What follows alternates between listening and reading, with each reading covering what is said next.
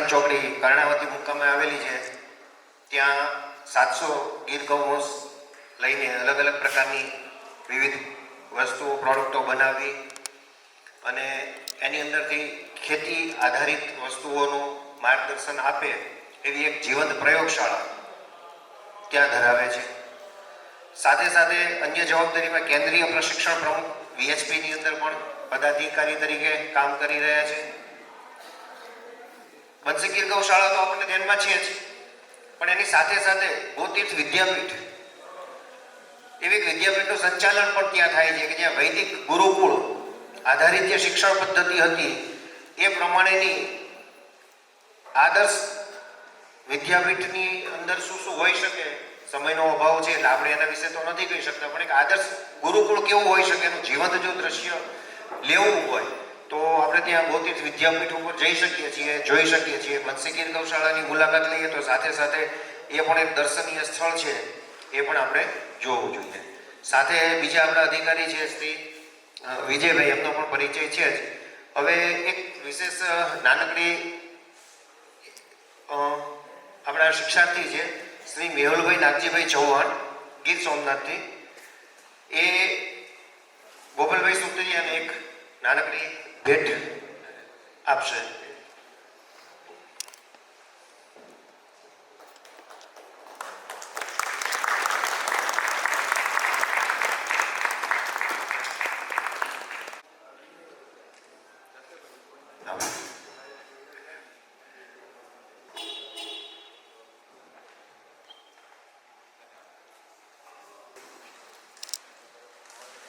પૂજ્ય સ્વામીજીના ચરણોમાં વંદન. માનનીય વિજયભાઈ, ઉપસ્થિત બધા ભાઈઓ બહેનો અને સંઘમાં વર્ષોથી જે સેવા આપી રહ્યા છે, નજીક રાખો છે સારું. મેઘજીભાઈ, દીપકભાઈ કે જે વર્ષોથી ગૌ માતાના વિષયમાં ધૂણી દખાઈને બેઠા છે. વિજયભાઈ બી અહીંયા બાળકો સાથે જે પ્રયત્ન કરી રહ્યા છે અને ઘણા બધા આમાંથી છે જે ગૌ સેવકો છે. બધાને મારા વંદે માતરમ, વંદે ગૌ માતરમ.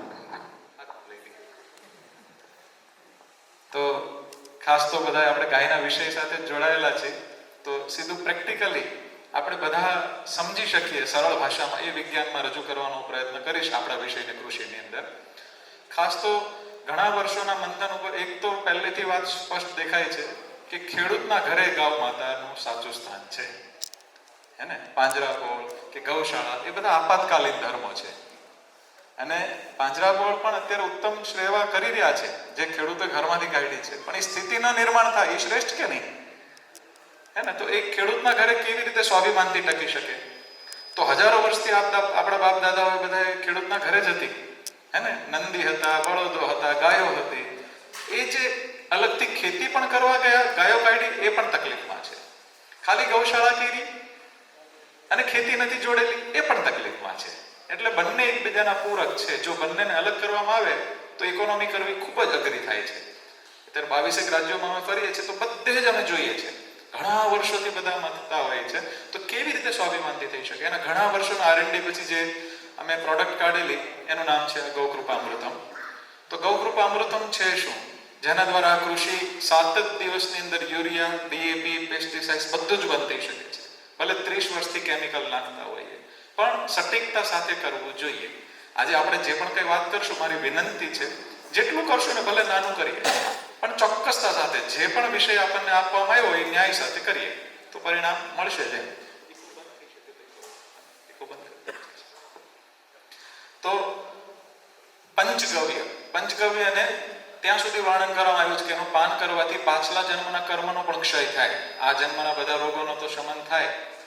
તો એ પંચગવ્યને અમે વિચાર્યું કે ભાઈ મનુષ્ય માટે કામ કરે એ વનસ્પતિ માટે પણ કરે, તો એમાં નાખ્યું તો એમાં પરિણામ મળ્યું. ગાયોની અંદર પ્રયોગ કર્યા તો ગાયોની અંદર પરિણામ મળ્યા. તો પંચગવ્ય એટલે ગોબર, દહીં, દૂધ, ગૌમૂત્ર, ઘી. બરોબર છે? પણ એ આપણે કોઈ ખેડૂતને એમ તો ન કહેવાય ને કે ભાઈ ખેતરમાં ઘી નાખો, ઇકોનોમી ન થાય ને, પોસાય જ નહીં. તો એટલે એની સરળ, એની પાછળનું વિજ્ઞાન સાથેની અમારે વાત કરવાની હતી અને એ વિજ્ઞાનની અંદરથી અમારે પ્લાનિંગ કરવાનું હતું કે આને સરળીકરણ કેવી રીતે થઈ શકે. તો ગાઓ વિશ્વ સે માત્ર કીધી છે, પૂરા બ્રહ્માંડની માં છે. તો કેવી રીતે? તો તો એના વૈજ્ઞાનિક આધાર, આર્થિક આધાર, બધા જ આધ્યાત્મિક, આયુર્વેદિક બધા પક્ષનો અભ્યાસ કરતા કરતા જે અભ્યાસ નીકળ્યો હોય એનું માખણ તમને અમે કહીશું, ચાહે કૃષિમાં હોય, ચાહે એવું આયુર્વેદમાં હોય, બધા એની વિષયની અંદર કે સરળીકરણ. આયુર્વેદમાં કેટલી બધી શાખાઓ છે, પણ સરળીકરણ બનાવવાની જરૂર છે. એટલે હવે હું કૃષિના મુદ્દા પર જ આવું છું કે આ કલ્ચર છે શું, તો પંચગવ્ય, જે વિશેષ ગોત્રની ગાયો, અમારી ગૌશાળામાંથી 300 ગાયોનો ગૌમૂત્રનો અભ્યાસ કરાયો. બધાના જ ગૌમૂત્ર અલગ છે, બધાના જ દૂધ અલગ છે. એ ભલે એક જ ભોજન છે, ગીર જ ગાયો છે, માં, દીકરી, દીકરી, દીકરી, એના પણ અલગ અલગ છે. એટલે એ ત્યાં આત્માની ગતિ પણ કામ કરતી હોય છે. તો એની અંદર વિશેષ ગોત્રની ગાયો 21 ઔષધિઓ સાથે સમન્વય કરીને એમાંથી જે એક્સ્ટ્રેક્ટ કરીને બેક્ટેરિયાને આઇસોલેટ કર્યા, એનું નામ છે ગૌકૃપા અમૃતમ. બરોબર છે. એ કેવી રીતે કામ કરશે, એના મેટાજીનોમિક્સ કરાવ્યા છે, એના ડીએનએ, આરએનએ ટેસ્ટ કરાયા છે. એક એક જીવાણુનું જીવન ચક્ર શું છે, જમીન ઉપર જઈને શું કામ કરશે, હવામાં એનું શું કામ હોય છે, રોપા માટે શું કામ કરશે, એના બધા જ વૈજ્ઞાનિક અભ્યાસ કરીને અમે લોન્ચ કરેલું છે. એટલે આ જે પણ હું વાત કરીશ એનું લિફલેટ પણ તમને મળશે. એટલે કદાચ નોટ કરવાનું રહી જાય તો ચિંતા ન કરતા, ખાલી મગજ અહીંયા કેન્દ્રિત કરજો પ્રોપર. બરોબર ને? એટલે બધાની માટે અમે લિફલેટ લાવ્યા છીએ, કલ્ચર લાવ્યા છીએ, પછી પ્રશ્નોત્તરી છેલ્લે આપણે કરીશું. તો સરળ 5 ચરણોમાં આખી કૃષિને આપણે વહેંચેલી છે. પહેલું ચરણ કે આ બોટલ તમને બહારથી હમણાં ફ્રી મળશે, ઉપર કાણું હોવું જોઈએ, એની હવાની આવન જવન થવી જોઈએ કે આ બેક્ટેરિયાનું જીવંત છે, એરોબિક્સ બેક્ટેરિયા છે, અનએરોબિક્સ છે, બધા સારા કોમ્બિનેશન છે, પણ એ ઉપર કાણું હોવું જોઈએ. એટલે એ બોટલ તમારી 200 લીટર પાણીના ડ્રમમાં નાખવાની છે. ડ્રમ ચોખ્ખું હોવું જોઈએ, અંદર તેલ કે કેમિકલ ન હોવું જોઈએ. અંદર 2 લીટર દેશી ગાયની છાશ નાખવાની છે. વિદેશી ગાયની છાશના બેક્ટેરિયા અલગ હશે, ભેંસના અલગ હશે, ડેરીની અંદર અલગ કલ્ચરથી છાશ બનાવવામાં આવે છે, એટલે એ તો બિલકુલ નહીં. તો દેશી ગાયની છાશ, હું જ્યારે પણ છાણ કે છાશ બોલું તો દેશી ગાય માતાની જ સમજવી. બરોબર છે? એટલે 2 લીટર અંદર છાશ નાખવાની છે અને 2 લીટર ગોળનું પાણી બનાવીને નાખી દેવાનું. 2 કિલો ગોળનું પાણી અંદર ભેગું કરી અંદર નાખી દેવાનું. રોજ 1 મિનિટ હલાવવાનું. ખાલી હલાવવાની ઝંઝટ નથી કરવી. તો માછલી ઘરનો એક પંપ મળે છે 200-300 રૂપિયાનો, એ પંપ લગાવી દો તો હલાવવાની કોઈ ઝંઝટ નહીં કરવી પડે. 1 અઠવાડિયામાં 1 લીટરનું 200 લીટર બની જશે. ઉપયોગ કરતા કરતા 10 લીટર થઈ ગયું, પાછું અંદર પાણી ભરી દો 200 લીટર, પાછું 2 લીટર છાશ ને 2 કિલો ગોળ નાખો, પાછું 200 લીટર બની જશે. સમજો, મેં આપને આપ્યું, આપને 200 બનાવીને એમાંથી 1 લીટર કોઈ બીજાને આપ્યું. તમે પણ સેમ પ્રોસેસ કરી કે 200 લીટર પાણી નાખ્યું, 2 લીટર છાશ નાખી, 2 કિલો ગોળ નાખ્યું, તમારે પણ 200. એટલે સાદી ભાષામાં કહું તો મેળવણ થઈ ગયું. મેળવણ ખૂટે કોઈ દિવસ? 1000 વર્ષ બન્યા શકે ને? અચ્છા, તો આવડો આ પહેલી વસ્તુ કે આ બધું જ યુરિયા, ડીએપી, પેસ્ટિસાઇડ્સનો વિકલ્પ તમારા ઘરે બનશે. આ કેવી રીતે હું આગળ સમજાવું છું, પણ સૌથી પહેલા આની ખાસિયત કહી દઉં કે આ ખરાબ નથી થતું. કેમ? અમુક પદ્ધતિઓમાં તમારે અઠવાડિયામાં વાપરવું જ પડે ને, કારણ કે આ સૃષ્ટિમાં મિત્ર જીવાણુ અને શત્રુ જીવાણુ છે. અઠવાડિયા પછી મેજર બધી પદ્ધતિઓમાં શત્રુ જીવાણુ વધતા હોય છે. આ ડ્રમની અંદર ગૌકૃપા અમૃતમની અંદર શત્રુ જીવાણુ એટલે પેથોજન 1% વધુ વધતા જ નથી. તમે અઠવાડિયા પછી વાપરો, મહિના પછી વાપરો, 6 મહિના પછી વાપરો, વર્ષ પછી વાપરો, 3 વર્ષ પછી વાપર્યું, અમે કોઈ ફરક નથી પડતો. એટલે માઇક્રોબાયોલોજિસ્ટ આખી દુનિયાના હલી ગયા, જે લોકો સાયન્સનું જાણતા હતા કે નહીં તો કન્ટામિનેશન થાય, અંદર બગાડ થાય. આમાં 1%થી વધુ શત્રુ જીવાણુ વધતા જ નથી. એટલે મિત્ર જીવાણુ જ અંદર મલ્ટિપલ થાય, જે ખેડૂતોના માટે સૌથી મોટા મિત્ર છે. એટલે ખરાબ નથી થતું. ખાલી કરવાનું શું, 1.5 મહિનો થાય, વરસાદી ખેતી છે, હમણાં ઉપયોગ નથી કરવાનો, તો પાછો 1.5-2 કિલો ગોળ ને છાશ નાખી દેવાનો. એટલે એને ખોરાક મળ્યો એટલે એના કોલોની વધતી જશે, એના મિત્ર જીવાણુ. બરોબર છે? એટલે પહેલી વસ્તુ ખરાબ નથી થતું. કલર બદલાય વર્ષમાં 4 વખત, લીલો થાય, કાળો થાય, ગુણ નથી બદલાતા. સુગંધ બદલાય, ગંધ આવે, ગટર જેવી પણ ગંધ થાય, પણ ગુણ નથી બદલાતા. એમાંથી પાછું બનાવવું હોય તો પાછું સેમ નું સેમ બની જાય. એટલે બહુ મોટી આશ્ચર્યની વાત છે કે આની અંદરથી 100 થી વધુ બેક્ટેરિયા જીનસ છે. અમે 30-60 કહીએ છીએ, પણ છે 100 થી પ્લસ. પછી એની અંદર નાની મોટી ઈયળો પડશે તો એને ગાળીને વાપરવાનું, તોય ખરાબ નથી થતું. ટૂંકમાં આ તમારે ઘરે આવ્યા પછી એને ખાલી તમે સરસ રીતે મેન્ટેન કર્યું, ઉપર સૂતરનું કપડું ઢાંકી દીધું કોઈ ઝાડની નીચે અથવા ઓરડીમાં, તો તમારા ઘરે જ બન્યા કરશે. આ થયું પહેલું ચરણ કે પહેલા તમારા ઘરે બનશે, ખરાબ નહીં થશે અને તમે મલ્ટિપલ તમારા ઘરે કરી શકશો. એક વખત લીધું પછી ગોપાલ સુતરિયા પાસે બીજી વખત આવવાની જરૂર નથી, જો તમે સારી રીતે સાચવો તો. જો એક ઓરડીમાં તમે સારું ડ્રમ સાચવી રાખ્યું તો એનું મધર કલ્ચર ક્યારેક સમજો કે કોઈ ડ્રમમાં તમારે જીવ પડી ગયો, અંદર દેડકો પડી ગયો, બીજું પડી ગયું, તો એ વાપરીને બાજુમાંથી પાછું બનાવી લેવું. ક્યારેક વધુ ખરાબ થયું તો બાજુવાળા ખેડૂતને તમે આપ્યું હોય ત્યાંથી લઈને પાછું બનાવી શકો. એટલે પહેલી વસ્તુ આ સરળ રીતે તમારા ઘરે જ બનશે. હવે બીજું ચરણ, એક ગાય 1 એકર મિનિમમ દર્શન છે અમારું. સમજો તમે મગફળી ઉગાડી, તુવેર ઉગાડી, ચણા ઉગાડ્યા, દાણા બહાર વેચા, પત્તા તો નીકળવાના કે નહીં? 1 એકરમાંથી ઓછામાં ઓછી 2 ગાયના પત્તા નીકળે કે નહીં? તો નહીં દૂધ દેતો નંદી કે ગાય તે પત્તા ખાઈને છાણ દેવાના કે નહીં?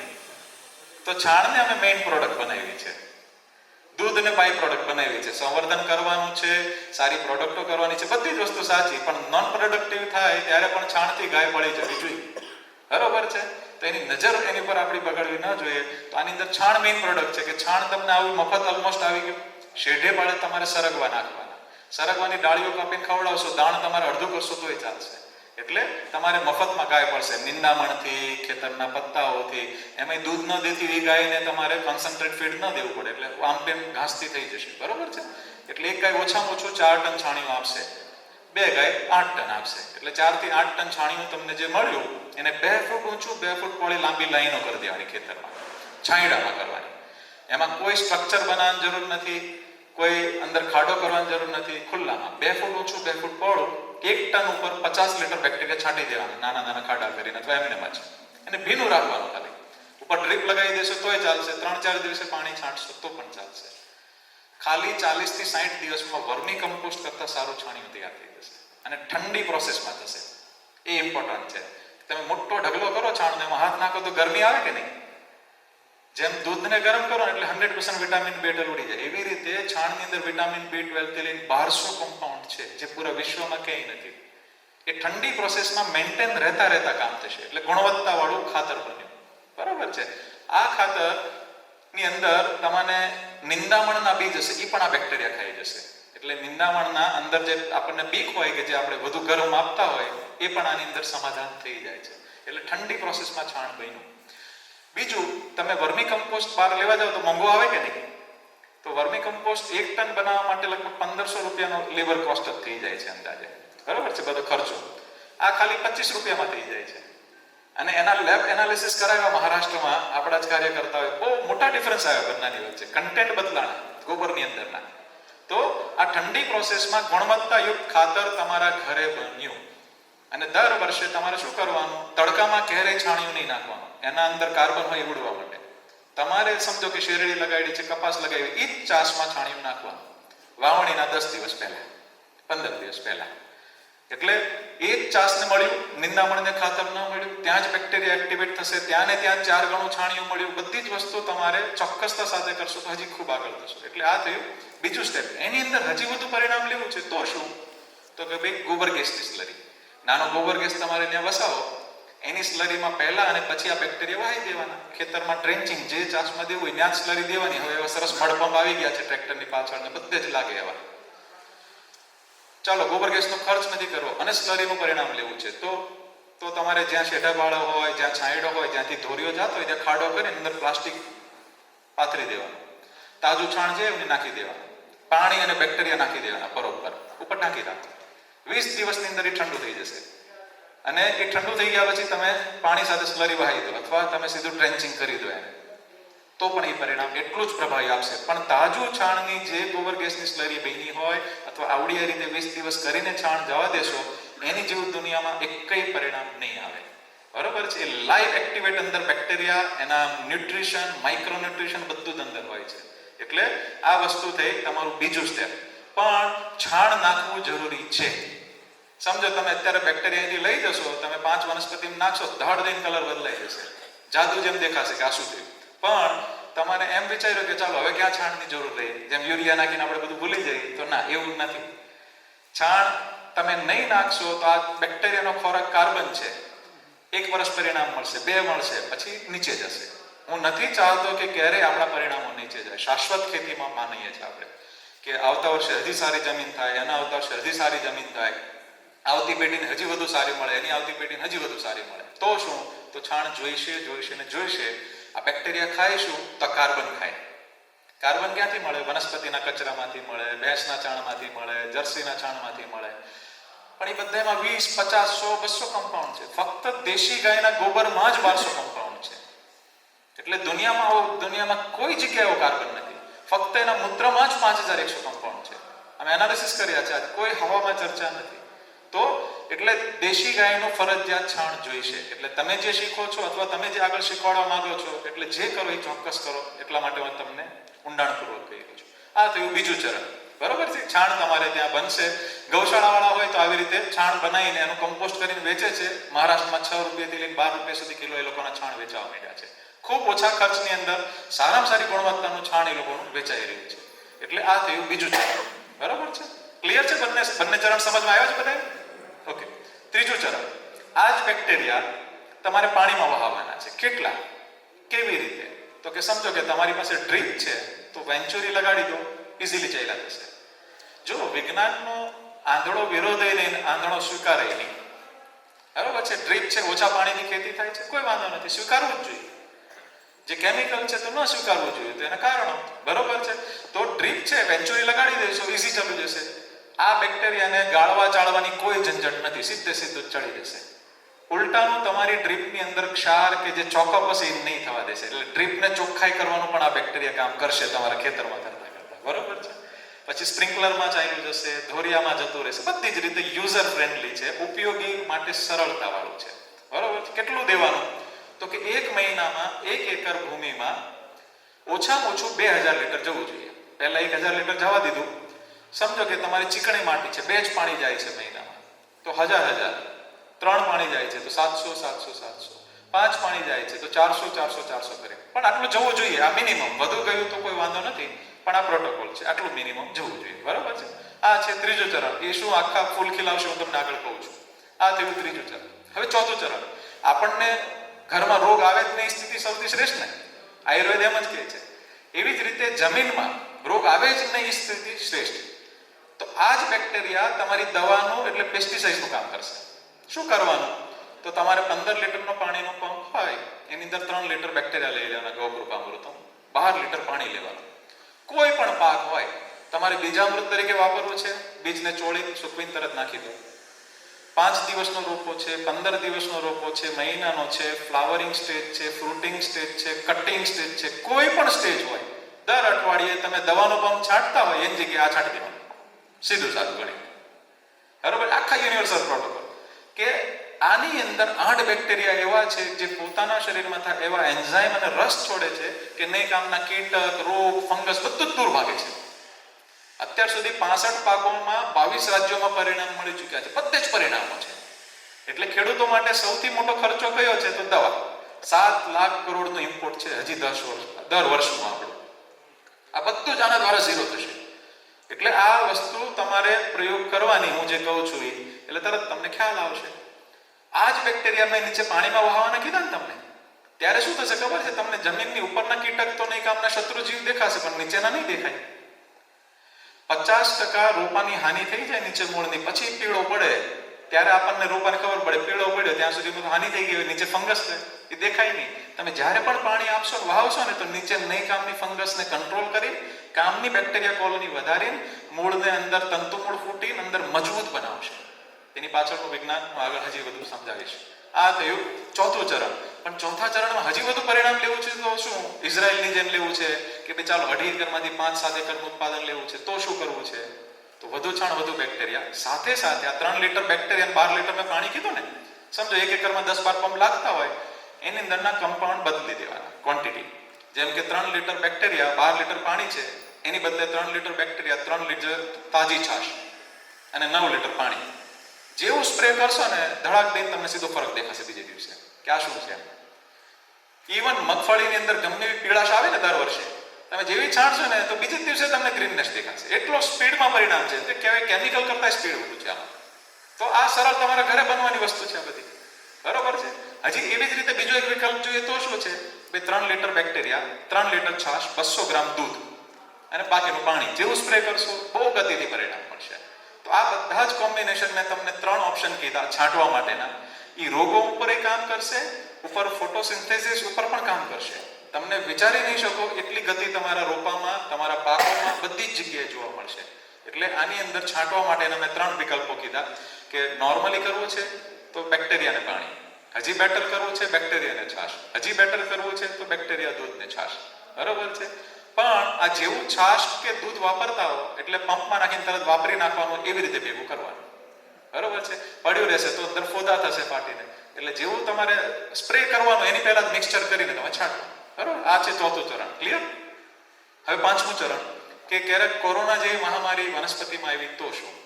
તો એની અંદર આપણે એવી રીતે કરવાનું કે 40 દિવસ જૂની છાશ રાખી મૂકવાની કોઈ ખેતરમાં ખૂણે, ઘરની નજીક નહીં રાખતા, બહુ વાસ આવશે. બરોબર છે. એટલે 40 દિવસ જૂની છાશ, એની અંદર તાંબાના ટુકડા નાખી દેવાના. તાંબાનો ગુણી છાશમાં આવવા મળશે. એટલે 40 દિવસથી લઈને 2 વર્ષ સુધી ચાલશે એવડી છાશ. અંદર ઈયળો પડશે પણ ચિંતા નહીં કરો, વાપરી શકાશે. એમાં 200 ગ્રામથી લઈને 2 લીટર સુધી છાશ લેવાની, એટલા જ બેક્ટેરિયા લેવાના, એટલું જ તાજું ગૌમૂત્ર અને બાકીનું પાણી પહેલા એક લાઈનમાં નાખવાનું. જેવા ફંગસ વાળા પત્તા હશે બધા પડી જશે. એ પત્તામાંથી જ પડીને નવા પત્તા આવી જશે રોપામાં. એટલે તમારો આખો જ પાક બચી જશે. પણ આ બહુ એટલે બહુ ઇમરજન્સી હોય તો જ ઉપયોગ કરવાનો. બરોબર છે. જો અમે 200 થી વધુ પ્રયોગોના એનાલિસિસ અમારી પાસે છે, બધા અમાય કરેલા હોય, અમારા મિત્રોએ કર્યા હોય, આખા જ એનાલિસિસ છે. પણ અમે સરળ વસ્તુને જટિલ બનાવવા માંગતા નથી. ખેડૂતોને લેબરની પ્રોબ્લેમ છે, પૈસાની પ્રોબ્લેમ છે, અવેલેબિલિટીની પ્રોબ્લેમ છે. એટલે જ્યાં સુધી સરળીકરણ થઈ શકતું હોય ત્યાં સુધી જટિલ કોઈ પણ ક્ષેત્રમાં બનાવવું નહીં આપણે. બરોબર છે. એટલે આ થયા 5 ચરણો આખા. હવે કૃષિની અંદર બીજું શું મહત્વનું કે આ કેવી રીતે 7 દિવસમાં યુરિયા, ડીએપી, પેસ્ટિસાઇડ્સ બંધ કરે છે, તો એનું વિજ્ઞાન. પણ એની પહેલા એ 2 વસ્તુ એક કહી દઉં કે ઇન્ટરક્રોપ, આંતરપાકો, જે આપણી ભારતની દરેક રાજ્યો, દરેક જિલ્લાઓમાં અલગ અલગ પદ્ધતિઓ હતી. એકદળ અને દ્વિદળ. સમજો કોઈની સાથે ચણાનું કોમ્બિનેશન હોય, કોઈનું મગ સાથે હોય, કોઈનું તુવેર સાથે હોય. તો આપણા જે પણ પાક હોય એની સાથે જો તમે ઇન્ટરક્રોપ કરશો તો બંને એકબીજાના પૂરક બનશે અને બહુ સરસ પરિણામો મળતા હોય છે. તો ઇન્ટરક્રોપ બિલકુલ કરવો અને પાળા ઉપર હંમેશા પાક વાવવો. તમે કપાસથી લઈને કોઈ પણ વસ્તુ બેડ બનાવીને કરશો તો પરિણામ એક્સિલન્ટ મળતા હોય છે. એટલે હંમેશા પાળા ઉપર ખેતી કરવાનો પ્રયત્ન કરવો. અને 1 લેયર, 2 લેયર, 3 લેયર, 5 લેયર સુધીના બધા અલગ અલગ પ્રયોગો છે. તમે જેટલા વધુ લેયર કૃષિ કરી એટલા વધુ સારા પરિણામ મળશે. સમજો તમે ઇન્ટરક્રોપ એટલે આંતરપાક કર્યા તો નિંદામણને જગ્યા જ નહીં મળશે. તો નિંદામણને જગ્યા નહીં મળી, એમાં તમારે બીજો પાકે મળી ગયો, રૂપિયા મળી ગયા અને નિંદામણનો ખર્ચો બચ્યો કે નહીં. એટલે આપણી મહેનત ઉપર આધાર રહેશે. આપણે ખેડૂત છીએ તો આપણે મહેનત કરવી પડશે, આયોજન કરવું પડશે. જો આયોજન કરશો તો એટલી જ ભૂમિમાંથી ડબલ, ટ્રિપલ, ચોપલ સુધી આપણને આર્થિક ઉપાર્જન થઈ શકે છે. બરોબર છે. એવી રીતના બેડ ઉપર મેં જે કીધું ને એવી રીતે 2 લેયર, 5 લેયર સુધી અમારા આકાશ ચોરસિયા જે મિત્ર છે 5 લેયર શીખવાડે છે. તો એ પણ બેક્ટેરિયા વાપરે છે, લોકોને વપરાવે છે. જેટલી તમારી મહેનત કરવાની ક્ષમતા હોય ને એટલું ઉત્પાદન વધુ મળી જ શકે છે. બરોબર છે. એટલે 2 લેયરની અંદર હું તમને એમ કહું કે ચાલો સરગવા તમે વાવ્યા 20 બાય 50 ફૂટના અંતરે. તો સરગવા તમે અંદર 20 બાય 50 ફૂટની અંદર આખા ખેતરમાં નાખ્યા, બાઉન્ડ્રી ઉપર નાખી દીધા. એના જે પત્તા પડશે એની મેતે આચ્છાદન કામ થઈ જશે. એ પોતે નાઇટ્રોજન ફિક્સેશન છે. એના પત્તા એટલા બધા માઇક્રોન્યુટ્રિશન વાળા છે કે એની ડાળીઓ તમે ગાયો કાપીને ખવડાવશો એટલે દાણ ઓછું દેવું પડશે. એ તમે પત્તા ખાધા તો તમને પણ સાંધાના દુખાવાથી લઈને ઘણા બધા દુખાવામાં રાહત મળશે. એના પત્તા નીચે પડ્યા તો આચ્છાદન થયું, સાથે ઉપરથી ગ્રીન નેટનું કામ થયું. સીધો સૂર્યપ્રકાશ બહુ નહીં પડે તો શું થશે કે માઇક્રોબ્સ એક્ટિવ થશે નીચે જમીનના. બધા જે જીવાણુઓ છે જલ્દી મરશે નહીં, અળસિયાઓને સારા વાતાવરણ મળશે. અને સાથે સાથે એ જમીન એટલી એક્ટિવ રહેશે કે પાણી પણ ઓછું જોઈશે, કારણ કે બાષ્પીભવન ઓછું જશે. એટલે ફક્ત 10-15% પાણીમાં તમે કૃષિ કરી શકશો. એટલે 2 લેયર કૃષિ અલગ અલગ વિધાનો છે બહુ બધા. એ તમને ઓપ્શનો પણ અમે બતાવીશું. એટલે બિલકુલ તમે આ કરી શકો છો. બરોબર છે. હવે આ બેક્ટેરિયા તમે જેવા નાખશો અઠવાડિયામાં જ અળસિયા પેદા થવા માટે તમારી જમીનમાં. ભલે 30 વર્ષથી તમે કેમિકલ ઉપયોગ કર્યો હોય પણ આ 4 સ્ટેપ ફોલો કરશો તો સીઝન જ્યારે બહુ ઠંડા હોય ત્યારે તો અળસિયા ઓછા જ હોય, પણ એના માફક વાતાવરણની અંદર અઠવાડિયાની અંદર ચાલુ થઈ જશે. ઇવન બીજે માળે, ત્રીજે માળે કેટલાય લોકોના કિચન ગાર્ડનની અંદર અળસિયાઓ પેદા થયા ઉપર. અને ઉપરી સતહેથી લઈને 20 ફૂટ સુધી નીચે જાતી અળસિયાની જાતો પેદા થાય છે. એટલે વિદેશી અળસિયા જે વર્મી કમ્પોસ્ટમાં વપરાય છે એ માટી ખાતા નથી. એના ફાયદા અને સાથે નુકસાનો પણ છે. પણ આવડા અળસિયા છે નીચે સુધી જાતી વેરાયટીઓ પેદા થાય છે. અને આમાં માટી ખાવાળા અળસિયા પણ પેદા થાય છે. પછી અળસિયું ઉપર ગયું, નીચે ગયું, એક હોલ છે, બીજી વખત એ કાણું વાપરશે નહીં તો જમીન આખી ઉપર નીચે કરીને પોરસ બનાવી દેશે. 1000 અળસિયાને સારું વાતાવરણ મળે ને તો 1 વર્ષમાં 8.25 લાખ બને. એટલે અળસિયા અને બેક્ટેરિયા એક જ વર્ષમાં ભૂમિ એવી બનાવી દે કે આખી જ પોરસ. સમજો કે આપણી ચીકણી માટી થઈ ગઈ છે, આપણે કેમિકલ નાખ્યું છે, ઉપર કઠણ જમીન થઈ ગઈ છે, વરસાદ આવે ટીપાઈને પાણી જતું રહ્યું, આપણું જળસ્તર નીચે જાય છે કે નહીં? આખા વિશ્વમાં જળસ્તર ઉપર સૌથી મોટો પ્રશ્ન છે. આ બેક્ટેરિયા અને આ પદ્ધતિની અંદર 6 મહિનાથી 1 વર્ષની અંદર જમીન તમારી એવી થઈ જશે કે પાણીનું ટીપે ટીપું તમારા ખેતરની અંદર ઉતરી જશે. એટલે દરેક ખેત ચેકડેમ બની જશે, દરેક ખેતરો. હે ને? એટલે જળસ્તરનું આખા વિશ્વનું સમાધાન ગૌ માતાએ આપ્યું છે. અને તમે નજર સામે જોશો, આ 22 રાજ્યોમાં હિમાલયથી લઈને કેરળ સુધી અમારા પ્રયોગો, પશ્ચિમ બંગાળ સુધી થઈ ગયા, બધે જ એક્સેલન્ટ પરિણામ છે. એટલે અળસિયાઓ પેદા થશે. એવી જ રીતે જ્યાં તમે છાંટશો ને, મધુમાખીઓ પેદા થાય છે. 15,000થી વધુ પ્રકારની માખીઓ પોલિનેશનનું કામ કરે છે. તો લગભગ અલગ અલગ વેરાયટી માખીઓની પેદા થઈ, તો એ પોલિનેશનનું કામ સરસ કામ થાય છે. અને 22 રાજ્યોમાં બધા ખેડૂતોને અમે અભ્યાસ પૂછીએ છીએ કે આ છે શું એક્ઝેક્ટ, તમે જુઓ તો એનું એક સરસ ચકલીઓ થાય છે. જે ચકો અને ચકી હવે લુપ્ત થઈ રહ્યા છે. અમારા એક કેમ્પસમાં 1000થી વધુ ચકલીઓ ને બધું આવે છે. એટલે નાની મોટી ઈયળો હોય ત્યારે પહેલેથી જ ખાઈ જશે આવે. એટલે આખું જ પ્રકૃતિની સાયકલ પાછી ડેવલપ થવા માંડે છે. જ્યારે એક ગૌ માતા તમારા ઘરમાં આવી ગઈ, ત્યાંથી જ પ્રોસેસ ચાલુ થઈ જાય છે. હે ને? એટલે આ આખી એક્ટિવેટ તમારી નજર સામે એક જ વર્ષમાં આખા ખેતરમાં તમે આ જોશો કે આ બદલાવ થઈ રહ્યો છે. હવે આ બેક્ટેરિયા એવા શું છે કે જેની અંદર અચાનક જ યુરિયા, ડીપી, પેસ્ટિસાઇડ્સ બંધ થાય છે. તો એનું વિજ્ઞાન હું કહેવા જઈ રહ્યો છું તમને કે આપણે યુરિયા નાખીએ શું છે? નાઇટ્રોજન. હે ને? મોટી મોટી ફેક્ટરીઓમાંથી એ હવામાં 78% નાઇટ્રોજન હોય, એમાંથી ગ્રેન્યુઅલ ફોર્મમાં, દાણાના ફોર્મમાં યુરિયાનું લે, એમાં 46% યુરિયા હોય, બાકીનો બધો ક્ષાર હોય. તમે જમીનમાં નાખો એટલે ક્ષાર જવાનો, ક્ષાર કેવું નુકસાન કરે બધાને ખ્યાલ જ છે. આની અંદર 12 થી વધુ બેક્ટેરિયા એ છે કે જે કાર્બન ખાઈને ડાયરેક્ટ હવામાંથી જ નાઇટ્રોજન વનસ્પતિને આપી દે છે. એ બેક્ટેરિયા જ ઉપલબ્ધ કરાવવા માટે મૂળિયામાં એને એટલી સ્પીડમાં આપે છે કે તમે યુરિયા નાખો ને જેટલી સ્પીડમાં આપે એટલી જ સ્પીડમાં આ બેક્ટેરિયા અંદર ઉપલબ્ધ કરાવી દે છે નાઇટ્રોજન. અને સાત્વિક રીતે તો યુરિયાનો 3 લાખ કરોડથી વધુનો દર વર્ષનો ખર્ચો છે દેશમાં. આ બધું જ આના દ્વારા ઝીરો થઈ શક્યું છે, ભલે 30 વર્ષથી કેમિકલ નાખ્યું હોય. જો હું જે કહું છું ને એ ખૂબ કોન્ફિડન્સ સાથે શું કામ કહું છું કે અમે બધા જ રાજ્યોમાં બધી જ માટીમાં કામ કર્યું છે. પણ તમારે શું કરવાનું, ક્યારેક આંખ નીચીને મને પણ ભરોસો નહીં કરવાનો.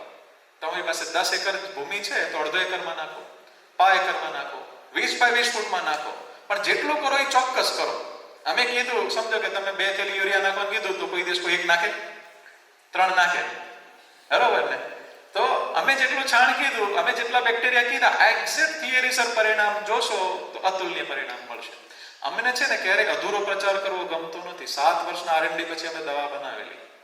કોઈને એમ લાગે ગોપાલભાઈ ખેડૂત હતા નહોતા, શું વાત. અમે 10 વર્ષના R&D પછી આ પ્રોડક્ટ કાઢેલી છે. અમે ક્યારેય કોઈનું ગડબડ થાય એવો પ્રચાર વિચારતા જ નથી. 10 એના એંગલોથી જોતા હોઈએ, એનો અભ્યાસ કરીએ, પછી કોઈ પ્રચાર કરવા નીકળીએ છીએ. એટલે હું જે પણ કહેવા જઈ રહ્યો છું એનો સૂક્ષ્મ અભ્યાસ તમારા ખેતરમાં તમે કરી શકો છો, બરોબર? એવી જ રીતે આની અંદર 6 થી વધુ બેક્ટેરિયા ફોસ્ફરસ ઉપલબ્ધિ કરવા વાળા છે. ફોસ્ફરસ એટલે DAP, એનો પણ લાખ કરોડથી વધુનો ખર્ચો છે. એ પણ ઇન્સ્ટન્ટ બંધ થઈ શકે છે. એવી રીતે 8 બેક્ટેરિયા મેં કીધું કે પોતાના શરીરમાંથી રસ છોડે છે કે નહીં કામના કીટક ફંગસો દૂર કરે છે. તો તમે નજર સામે જોઈ શકશો રૂપા. અત્યારે અહીંયા ઉપલબ્ધિ નહોતી, નહીં તો હું તમને બતાવતે બધું આખું કે કેવા કેવા પાકોની અંદર પરિણામો મળેલા છે. એવી જ રીતે અત્યાર સુધી જે ખેતરમાં રસાયણો નાખ્યા છે આપણે, કેમિકલ આપણા ભારતની ભૂમિ ઉપર, એ રસાયણને વિઘટન કરવાવાળા 10 થી વધુ બેક્ટેરિયા છે એની અંદર. એટલે એનું એ ટોક્સિસિટી એને રિડ્યુસ કરે છે. અને એ સાયન્ટિફિકલી આપણે પૂરું કર્યું છે કે જૂના રસાયણ એ વિઘટન કરીને જલ્દીથી ભૂમિને ડેવલપ કરે છે.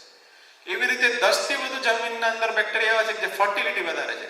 તમે જમીન છે ને અમારે ત્યાં આવશો અથવા બીજા કોઈ ખેડૂતે જેને પ્રોપર ઉપયોગ કર્યો છે એના ખેતરમાં જઈને જોજો, જનરલી ટ્રેક્ટર અને હળથી પણ ન નીકળતી માટીની મુઠ્ઠીમાં આમ આવી જાય છે.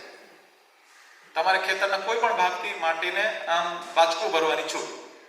તો એ માટીમાં કાંઈ પણ થાય કે નહીં, એટલે એરિએશન વધી જાય, અળસિયા બેક્ટેરિયા બધા છે, એટલે હવાની અવર જવર વધી જાય, પોરોસિટી વધી જાય અને ખૂબ ભૂમિ સમૃદ્ધ બને. એના 10 થી વધુ બેક્ટેરિયા છે આમાં. એવી રીતે કમ્પોસ્ટિંગના બેક્ટેરિયા છે, જે છાણને કમ્પોસ્ટ કર્યું ને એ 6 થી વધુ બેક્ટેરિયા અંદર એ છે. એવી જ રીતે જીઓ બેક્ટેરિયા જીનસ, ગ્રોથ પ્રોમોટિંગ બેક્ટેરિયા આની અંદર છે, એ પણ 10 થી વધુ છે. એનો મુખ્ય રોલ શું છે ખબર છે? કે આપણે ગોબરની અંદર કોપર, મેંગેનીઝ, ઝિંક, મેં કીધું 1200 કમ્પાઉન્ડ છે. તો વનસ્પતિ ડાયરેક્ટ ખાઈ શકે? હે ને? વનસ્પતિ ડાયરેક્ટ કોઈ દિવસ ન ખાઈ શકે. એની નીચે એના મૂળમાં બેક્ટેરિયા જમાડતા હોય, જીવાણુ જમાડે. આજથી 40 વર્ષ પહેલા આખા ભારતની 1 ગ્રામ માટીની એવરેજમાં 2 કરોડ બેક્ટેરિયા હતા. એક નહીં કામના જીવાણુને મારવા માટે આપણે પેસ્ટિસાઇડ્સનો પંપ નાખ્યો અને યુરિયા નીચે નાખ્યું, કામના અબજો મરી ગયા. એટલે જાણતા અજાણતા બહુ મોટા પ્રમાણમાં આપણે હાથોથી હિંસા થઈ.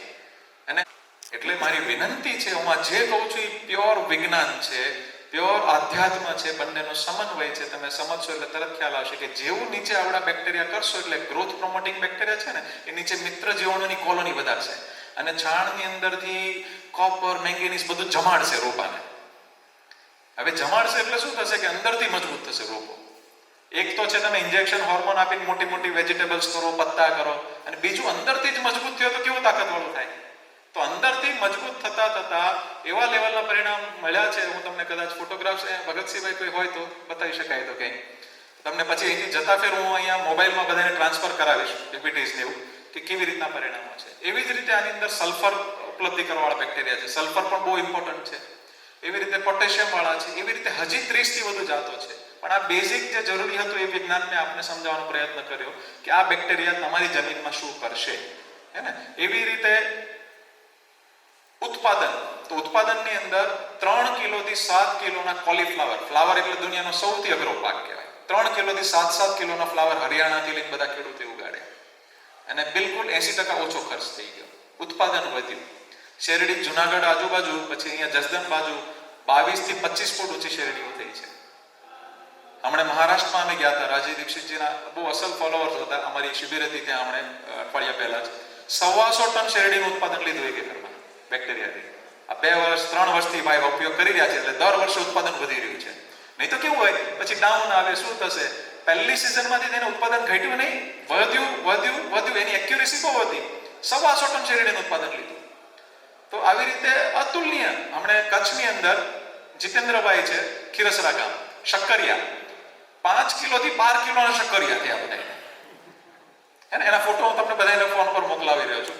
આંબાની અંદર એ લોકોને એટલો બધો મોર બેઠો. કચ્છમાં આવી કે અમારી જિંદગીમાં ક્યારે એટલો મોર નથી જોયો. મહારાષ્ટ્રમાં આવ્યું, વલસાડમાં આવ્યું, અને મીઠાશ પણ વધી, ઉત્પાદન પણ વધ્યું અને ખર્ચ પણ ઘટ્યો. એક પણ ગાય નહોતા રાખતા. હવે એ 25 ગાય ખાલી છાણ માટે લાવી રહ્યા છે. 2000 થી વધુ આદિવાસીઓ ખાલી છાણ માટે ગાય લાવી ચૂક્યા છે આની માટે. એટલે અલગ અલગ ગામડાઓમાં જે લોકો પ્રોપર ચોક્કસ પરિણામ સાથે કામ કરે છે એમાં બધી જ જગ્યાએ ઉત્પાદનમાં જોવામાં આવ્યું છે. એવી રીતે ઘઉંમાં ઉત્પાદન છે. એવી રીતે કપાસની અંદર જે ગુલાબી ઈયળનો પ્રશ્ન છે એ પણ પહેલે દિવસથી તે આપણે જો આના પ્રોપર ફોલો કર્યું હોય છે તો સમાધાન છે સારામાં સારી રીતે. જલગાંવમાં એક ખેડૂત છે, એ લોકો વકીલ છે, એમને વકીલાત તરીકે કામ કરતા હતા, પણ આપણી એક શિબિર અટેન્ડ કરીને એને પ્રયોગ કર્યો તો મોસંબી અને કપાસમાં પરિણામ મળ્યું. તો એને જમીન વાવો આપી દેતા હતા ભાગે, એને બદલે પોતે વાવ્યું. 5 લાખનું દેશી ગાયનું છાણ કરી દીધું એને. સિદ્ધેશજી કરીને છે આખું પારેખ ફેમિલી. અને એ લોકોને જલગાંવમાં બધે અતિવૃષ્ટિને લઈને કપાસ નષ્ટ છે. એનો 8 થી 10 ફૂટ ઊંચો શેરડી જેમ કપાસ ઉગેલો છે અત્યારે. એના ફોટોગ્રાફ્સ હું તમને વિડીયોઝ ને બધું મોકલાવું છું. અને એ હલી ગયા. આ વર્ષે એને છાણ કરી દીધું. હવે ગાય લાવવા માંડ્યા કે ભાઈ મારે છાણ ખરીદવું જરૂરી નથી, હવે છાણ મેઇન થઈ ગયું. તો આ છાણ મેઇન પ્રોડક્ટ બની જશે. એટલે હકીકત મારી એક વિનંતી છે કે જે આપણે ગામડેથી શહેર જઈએ તો કેટલું કામ કરતા ને સવારથી સાંજ સુધી. કોઈ ફેક્ટરીમાં ગયા તો કામ કરવું પડે કે નહીં? વિદેશ જાય તો કેટલું કામ કરવું પડે સવારથી રાત સુધી? સાચું કહેજો કે ખેતરમાં આપણે આટલું કામ કરીએ છીએ? નહીં. મારી એ જ વાત છે કે જેટલું શહેરમાં કમાઈ શકે છે ને, જો સાચી રીતે અંદર ધ્યાન આપવામાં આવે ને, આપણે ભાગ્ય પર મૂકીને આવી જઈએ છીએ. એટલે પર્સનલી જો ધ્યાન આપવામાં આવે, હકીકત અતુલનીય પરિણામ છે. એક એક રોપા સાથે તમે વાત કરો, ધરતી માતા સાથે વાત કરો, ગૌ માતા સાથે વાત કરો. ગાયનો પોદળો જોઈને, છાણ જોઈને તમને ખબર પડી જવી જોઈએ આના રૂમેનની અંદર શું છે, આનું પાચન કેવું થઈ રહ્યું છે. જો તમે એ બિઝનેસમાં છો તો બિઝનેસમાં ધ્યાન દેવું પડે છે. તો એવી રીતે ખેતી છે એ તો ઉત્તમ વસ્તુ છે. જો એની અંદર ધ્યાન આપીશું ને તો હું તમને સીધો ફરક કહું. આખા ભારતમાં ભ્રમણ કરું છું તો મેં એવા ખેડૂતો જોયા છે 1 એકરમાં મુશ્કેલથી 10,000 નથી કમાતા વર્ષના, અને એવા છે જે 10 થી 15 લાખ સુધી પણ કમાય છે. આપણે કઈ કક્ષામાં જવું છે એ આપણી ઉપર આધાર છે કે દુનિયાને દોષ દેવો છે, કેમિકલને દોષ દેવો છે, કે આપણે રસ્તો કાઢીને આપણે માર્ગ કાઢવો છે. દુનિયા ભૂલીને એકદમ દિલથી મહેનત કરીને લાગવાનો, આંધળો વિશ્વાસ નહીં કરવાનો. ભલે હું કહું બીજી પદ્ધતિ છે, ત્રીજી છે, અભ્યાસ કરો ને પોતાના ખેતરમાં. 20 બાય 20 ફૂટના પ્રયોગો કરો. ફોટોગ્રાફ્સને એવું વખત તો થોડું બધું પ્રોપર બતાવે, પણ અમે છે ને નાના નાના પ્રયોગો કરાવીએ. અમુક પ્લાન્ટ ઉપર ખેડૂતોને નાના નાના પ્રયોગ કરાવીએ તો તરત તમારા રોપા જ વાત કરશે તમારી સાથે. એક વખત તમે ફાઇનલ થઈ ગયું પછી કોઈ ચિંતાનો વિષય જ નથી ક્યારેય. એટલે આવી રીતે નાના નાના પ્રયોગ કરીને તમે ખૂબ આગળ એની અંદર વધી શકો છો. એવી રીતે મશરૂમની જે ખેતી છે એ તો કેમિકલ વગર નેક્સ્ટ ટુ ઇમ્પોસિબલ છે. મશરૂમ પણ આના દ્વારા ઉગી ગયા છે. હમીરભાઈ કરીને છે ભાવનગર, રાજીવજીના બહુ હૃદયપૂર્વકના સેવક છે એમ કહી શકાય, એમના કાર્યકર્તા છે. તો હમીરભાઈએ દરિયો અહીંયા જ એમની જમીન છે અને દરિયા કાંઠે એમાં બેક્ટેરિયા અને છાણનો ઉપયોગ કર્યો, કંટ્રોલ પ્રયોગ કર્યા કે આમાં અલગ ને આમાં અલગ. 80-90% જમીન બદલાઈ ગઈ. આશ્ચર્ય. એટલે દરેક રાજ્યમાં જાય તો બેક્ટેરિયા સાથે જ લેતા જાય છે. પછી એવી રીતે 2000 TDS-માં આંબા ઉગે પાણીમાં. ભરૂચમાં 3000 TDS-માં આંબા ઉગ્યા બેક્ટેરિયા અને છાણથી. એટલે જ્યાં ગૌ માતાનું છાણ આવી ગયું, આ સમન્વય ગૌ કૃપા થયો, દુનિયામાં કંઈ પણ સંભવ છે. આપણા પૂર્વજો હજારો વર્ષથી એમને ગૌ માતા નહોતી રાખી. એટલે અમે તો અત્યારે ભારતભરમાં લગભગ 22 રાજ્યો, 65 પાકો, 10 પ્રકારની માટી, કાળી, ચીકણી, લાલ, રેતીલી, બધી જ જગ્યાએ પરિણામો છે. દરેક પાણીમાં પરિણામો છે. ફક્ત જરૂર છે દેશી ગૌ માતાની. બરોબર છે. એટલે જે પણ તમે સમજો કે તમે પ્રોડક્ટ બનાવો, પ્રોડક્ટનો કોઈ વિરોધ નથી, પણ જેટલું માર્કેટ હોય એટલું બનાવો. પહેલા સમજો કે પ્રોડક્ટ બનાવી પણ તમે 500 કિલો છાણ અને 500 લીટર ગૌમૂત્ર ખેતરમાં વધુ નાખીને બેક્ટેરિયા વહાવી દીધા, 1000 કિલો ચણા વધુ ઉગ્યા, એને વેચવાની તકલીફ છે? વેચાય ને શાકભાજી દબાઈ. એક્ઝેક્ટ એક વસ્તુનો ઉપયોગ કરો. પ્રોડક્ટ જેટલો ડિમાન્ડ છે, ઓફકોર્સ પ્રોડક્ટ બનાવો, એના તમે વેલ્યુ એડિશન કરો. છાણનો જ્યાં ઉપયોગ કરીને વધુ તમને મળે છે, જેનું માર્કેટ બહુ મોટું છે, એનો ઉપયોગ કરો. એક વસ્તુની અંદર ચોકસાઈ વધારી દો, પરિણામ નિશ્ચિત મળશે અને મળશે. એમાં કોઈ બીજી વાત જ નથી. પંચગવ્ય દવા આધારિત એક્સેલન્ટ પરિણામો છે. અમે 40 દવાઓ બનાવીએ છીએ. અહીંયા પણ તમને સરસ પ્રશિક્ષણો મળ્યા છે. તો બિલકુલ પોતાના ઘરમાંથી જ પોતે શરૂઆત કરવાની અને પરિણામો અતુલનીય છે. પણ એને આપવાની રીત, એને આપવાની પદ્ધતિ, બનાવવાની પદ્ધતિ, જે પણ અહીંયા તમને કહેવામાં આવે, ચોક્કસતા સાથે કરજો. નહીં તો હાનિ થાય તો ગાય જ બદનામ થાય.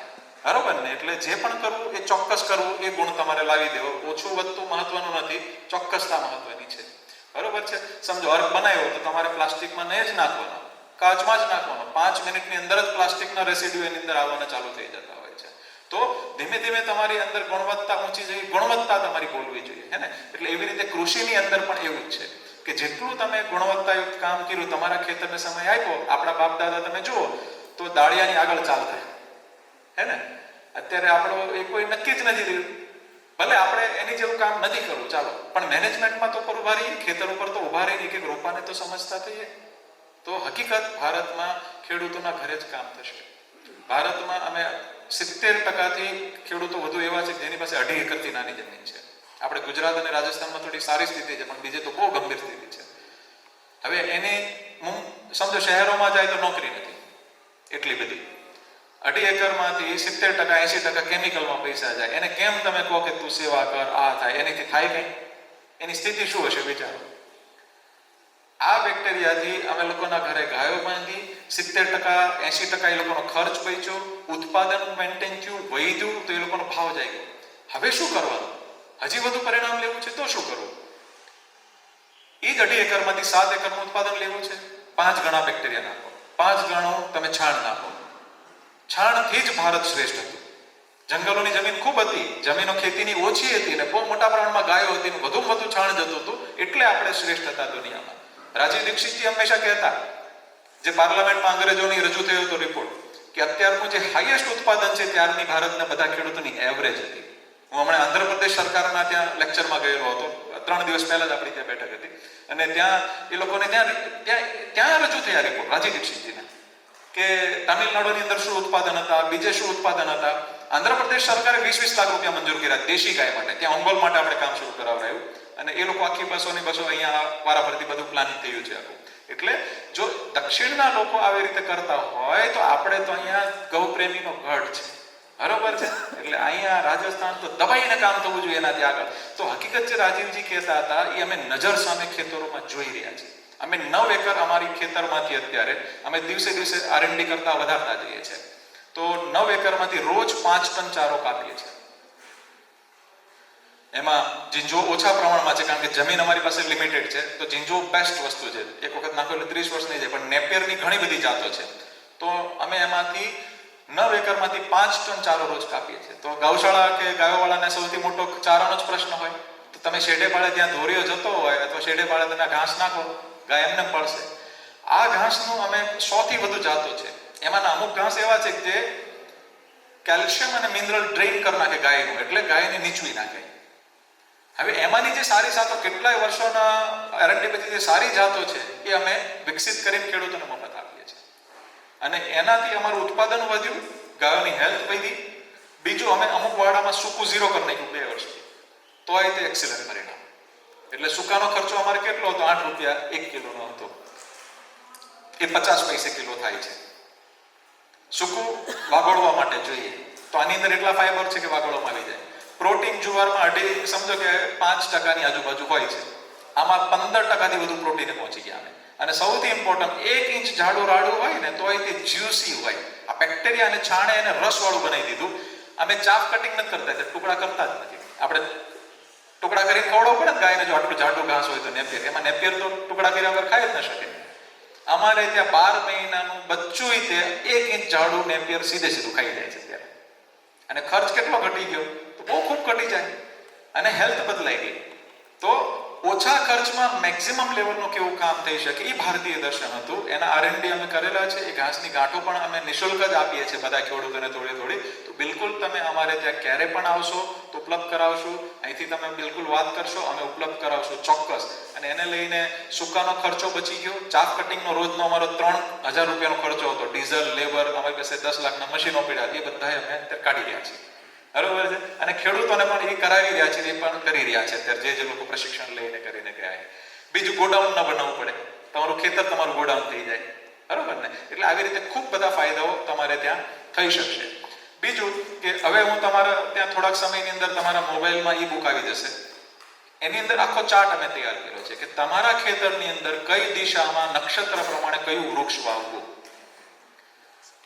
ઈ વૃક્ષના પત્તાઓ હવામાં ઉડીને તમારા ખેતરમાં ગયા તો કેવી રીતે માઇક્રોન્યુટ્રિશન જમીનને આપશે. એ જ વૃક્ષના પત્તાઓ ગાયોને ખવડાવીને તમે કેવી રીતે ગાયોના ઈલાજ કરશો ઘરના. અને એ જ વૃક્ષના પત્તાઓ અને ફળથી તમારો પોતાનો ઈલાજ કેવી રીતે થશે. આખું ડિટેલિંગ પુસ્તકમાં છે. અને જેમ કે સમજો કે તમે શમીનું વૃક્ષ છે તો એ દક્ષિણ દિશામાં વાયુ, એના પત્તા ગાયોને કાપીને ખવડાવ્યા તો ત્રીજે જ દિવસે ફેટ બદલાઈ જશે. અર્જુનના પત્તા ખવડાવ્યા તો કેલ્શિયમની ઉપલબ્ધિ ભરપૂર થઈ જશે. એ જ અર્જુનનું એક પત્તું તમે રાત્રે પાણીમાં પલાળી દો, બીજે દી જેલ થઈ જશે. એનાથી નાવ તમારે કોઈ સાબુ ભૂલી જશો. બરોબર છે. આટલું સિમ્પ્લિફાય એ વિજ્ઞાન કરવા જઈ રહ્યા છે. તો એ વસ્તુની અંદર સવારથી સાંજમાં ઉપયોગ આવતી પ્રોડક્ટ આપણે ઘરે કેવી રીતે બનાવવી. પહેલો માર્કેટ તમારું ઘર બનાવી નાખો. બરોબર. સમજો હાબુ છે, મારે 27મું વર્ષ ચાલે છે, હું હાબુ શેમ્પુ નથી વાપરતો. હે ને? છાણ મુંબઈ હતો ત્યારથી છાણ મંગાવીને ઘરના લોટ ને બધું રાખીને નાહી લેતો, માથેથી લઈને બધું જ બરોબર ચાલે છે, કઈ વાંધો નથી. તો ખેડૂતના ઘરે તો બચ્યો કે નહીં રૂપિયો. નહીં તો આપણે તેલ નાખીએ તો તેલ અંદર ઉતરે ને. એવી રીતે સાબુની અંદર હેઝાર્ડિયસ કેમિકલ છે, શેમ્પુની અંદર છે, અંદર તમે નાખશો એટલે છેક હાડકા સુધી ઉતરે છે. એટલે ફાયદાની જગ્યાએ લાંબા ગાળે વાળથી લઈને ચામડીથી લઈને ઘણા બધા નુકસાનો હોય છે. એટલે ગાય આધારિત પ્રોડક્ટ બધાએ બનાવવી અને સારી રીતે જ વાપરવી. આપણે વાપરીને બીજાને કહીશું તો એનો પ્રભાવ વધી જશે. બરોબર છે. એ આખું પુસ્તકની અંદર આવડો મેન્શન છે અમારું. એવી રીતે તમારે શેવિંગ કરવું છે, દાઢી કરવી છે તો દહીં લગાડીને કરો. જરૂર જ નથી શેવિંગ ક્રીમની. ગામડામાં સારામાં સારું થાય છે. મોઇશ્ચરાઇઝ ક્રીમ નથી લગાડવું પડતું. ખોડો કાઢવો છે, છાશ નાખો, અઠવાડિયે 2 વખત છાશથી નાહી લો. કોઈની જરૂર જ નથી દુનિયામાં ગામડાવાળાને. એટલે મારી વિનંતી છે કે આ એક વસ્તુનું અમે છે ને જલ્દી, અમારું હિન્દી આમાં પહેલું રાખ્યું હતું પ્રાયોરિટી, અને ગુજરાતી ટ્રાન્સલેશન ચાલુ છે. એટલે જલ્દીથી જલ્દી તમને બધાને કૃષિ, પછી એમાં ગાય કેમ સિલેક્ટ કરવી, નંદી કેમ સિલેક્ટ કરવો, એનું ડિટેલિંગ હશે. નંદીને ભમર હોય તો ક્યાં ભમર હોવી જોઈએ, પેટની ભમર ક્યાં હોવી જોઈએ, એનું લિગામેન્ટ્સ કેવું હોવું જોઈએ, યુનિવર્સલ પ્રોટોકોલ. આખી દુનિયાના બધા નંદીમાં લાગુ પડતી. ચામડી પાતળી હોય કેવી રીતે, તો દૂધનું તમે એમને જ અભ્યાસ કરી શકશો કયા નંદીમાં દૂધ વધુ હોઈ શકે. ગાયનું કેવી રીતે સિલેક્શન કરવું, પછી ત્યાંની જ ગાય શું કામ રાખવી. બધાય ગીરની પાછળ ભાગવાની જરૂર નથી. જેમ કે અમે મહારાષ્ટ્રમાં એક ભાઈની પાસે કામ કરાવ્યું કે કોઈ પણ ભાવથી ગોપાલભાઈ તમે ગીર અપાવો, અમે સેવા કરવા માંગીએ છીએ.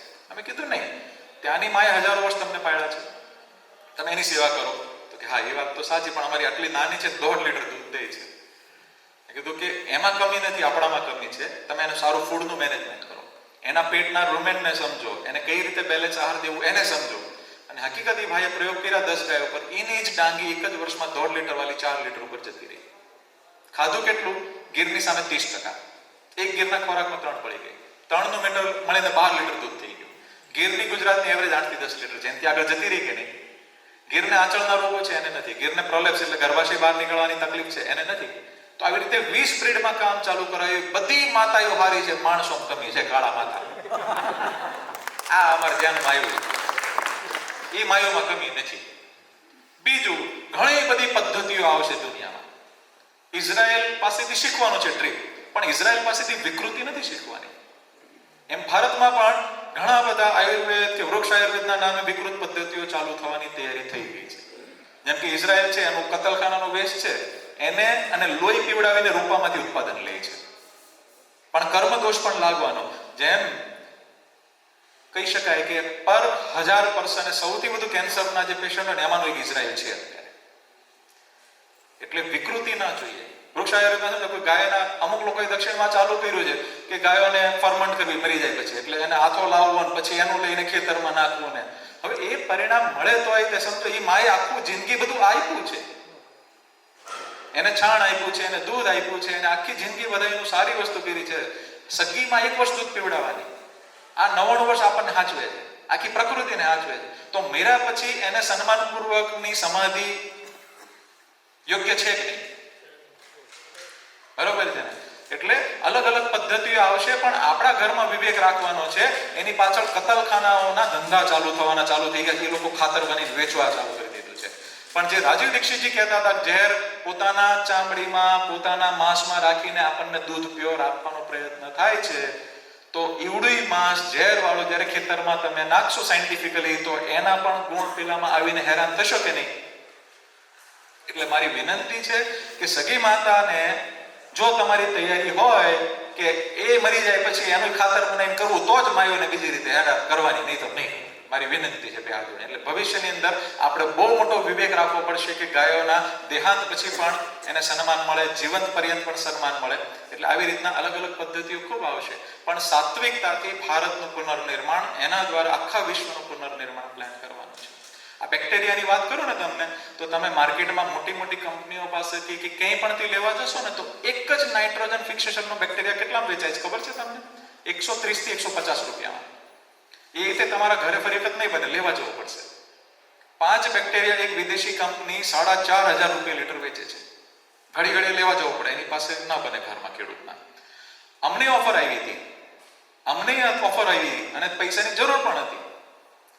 પણ અમે વિચાર્યું ગાય માતા સાથે, અમારા ગુરુ મહારાજજી હિમાલય રહેતા, મારું નામ એને રાખ્યું છે, રાશિ પરથી નથી. એ કહેતા કે ગૌ માતા અને ખેડૂત દુઃખી રહેશે ત્યાં સુધી દેશ ક્યારેય સમૃદ્ધ નહીં થાય, વિકાસ થશે તો ખોખલો થશે. એમના વિચાર ઉપર અમે મુંબઈ છોડેલું હતું. એમના વિચારથી અમારે કોઈ તકલીફ નહોતી, ત્યાં અમે ખુશ જ હતા. એમના વિચારથી મુંબઈ છોડીને અહીંયા પ્રયોગ કરીને કોઈને કહી શકે એ પ્રમાણેના પ્રયોગો અમારા ચાલતા હતા. એટલે વિચાર આવ્યો, વાતો થઈ કે ભાઈ દેશના 15 લાખ કરોડ રૂપિયાનો દર વર્ષનો ખર્ચો છે, યુરિયા, ડીએપી, પેસ્ટિસાઇડ.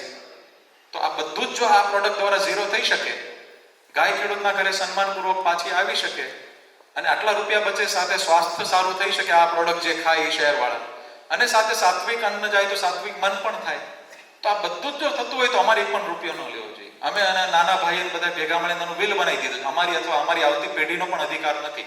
આ પૂરા વિશ્વના દરેક ખેડૂત અને દરેક ગૌ માતાનો અધિકાર છે, મફત જ છે. 1 પણ રૂપિયો લેવાનો નથી અને કોઈને લેવા દેવાનો નથી.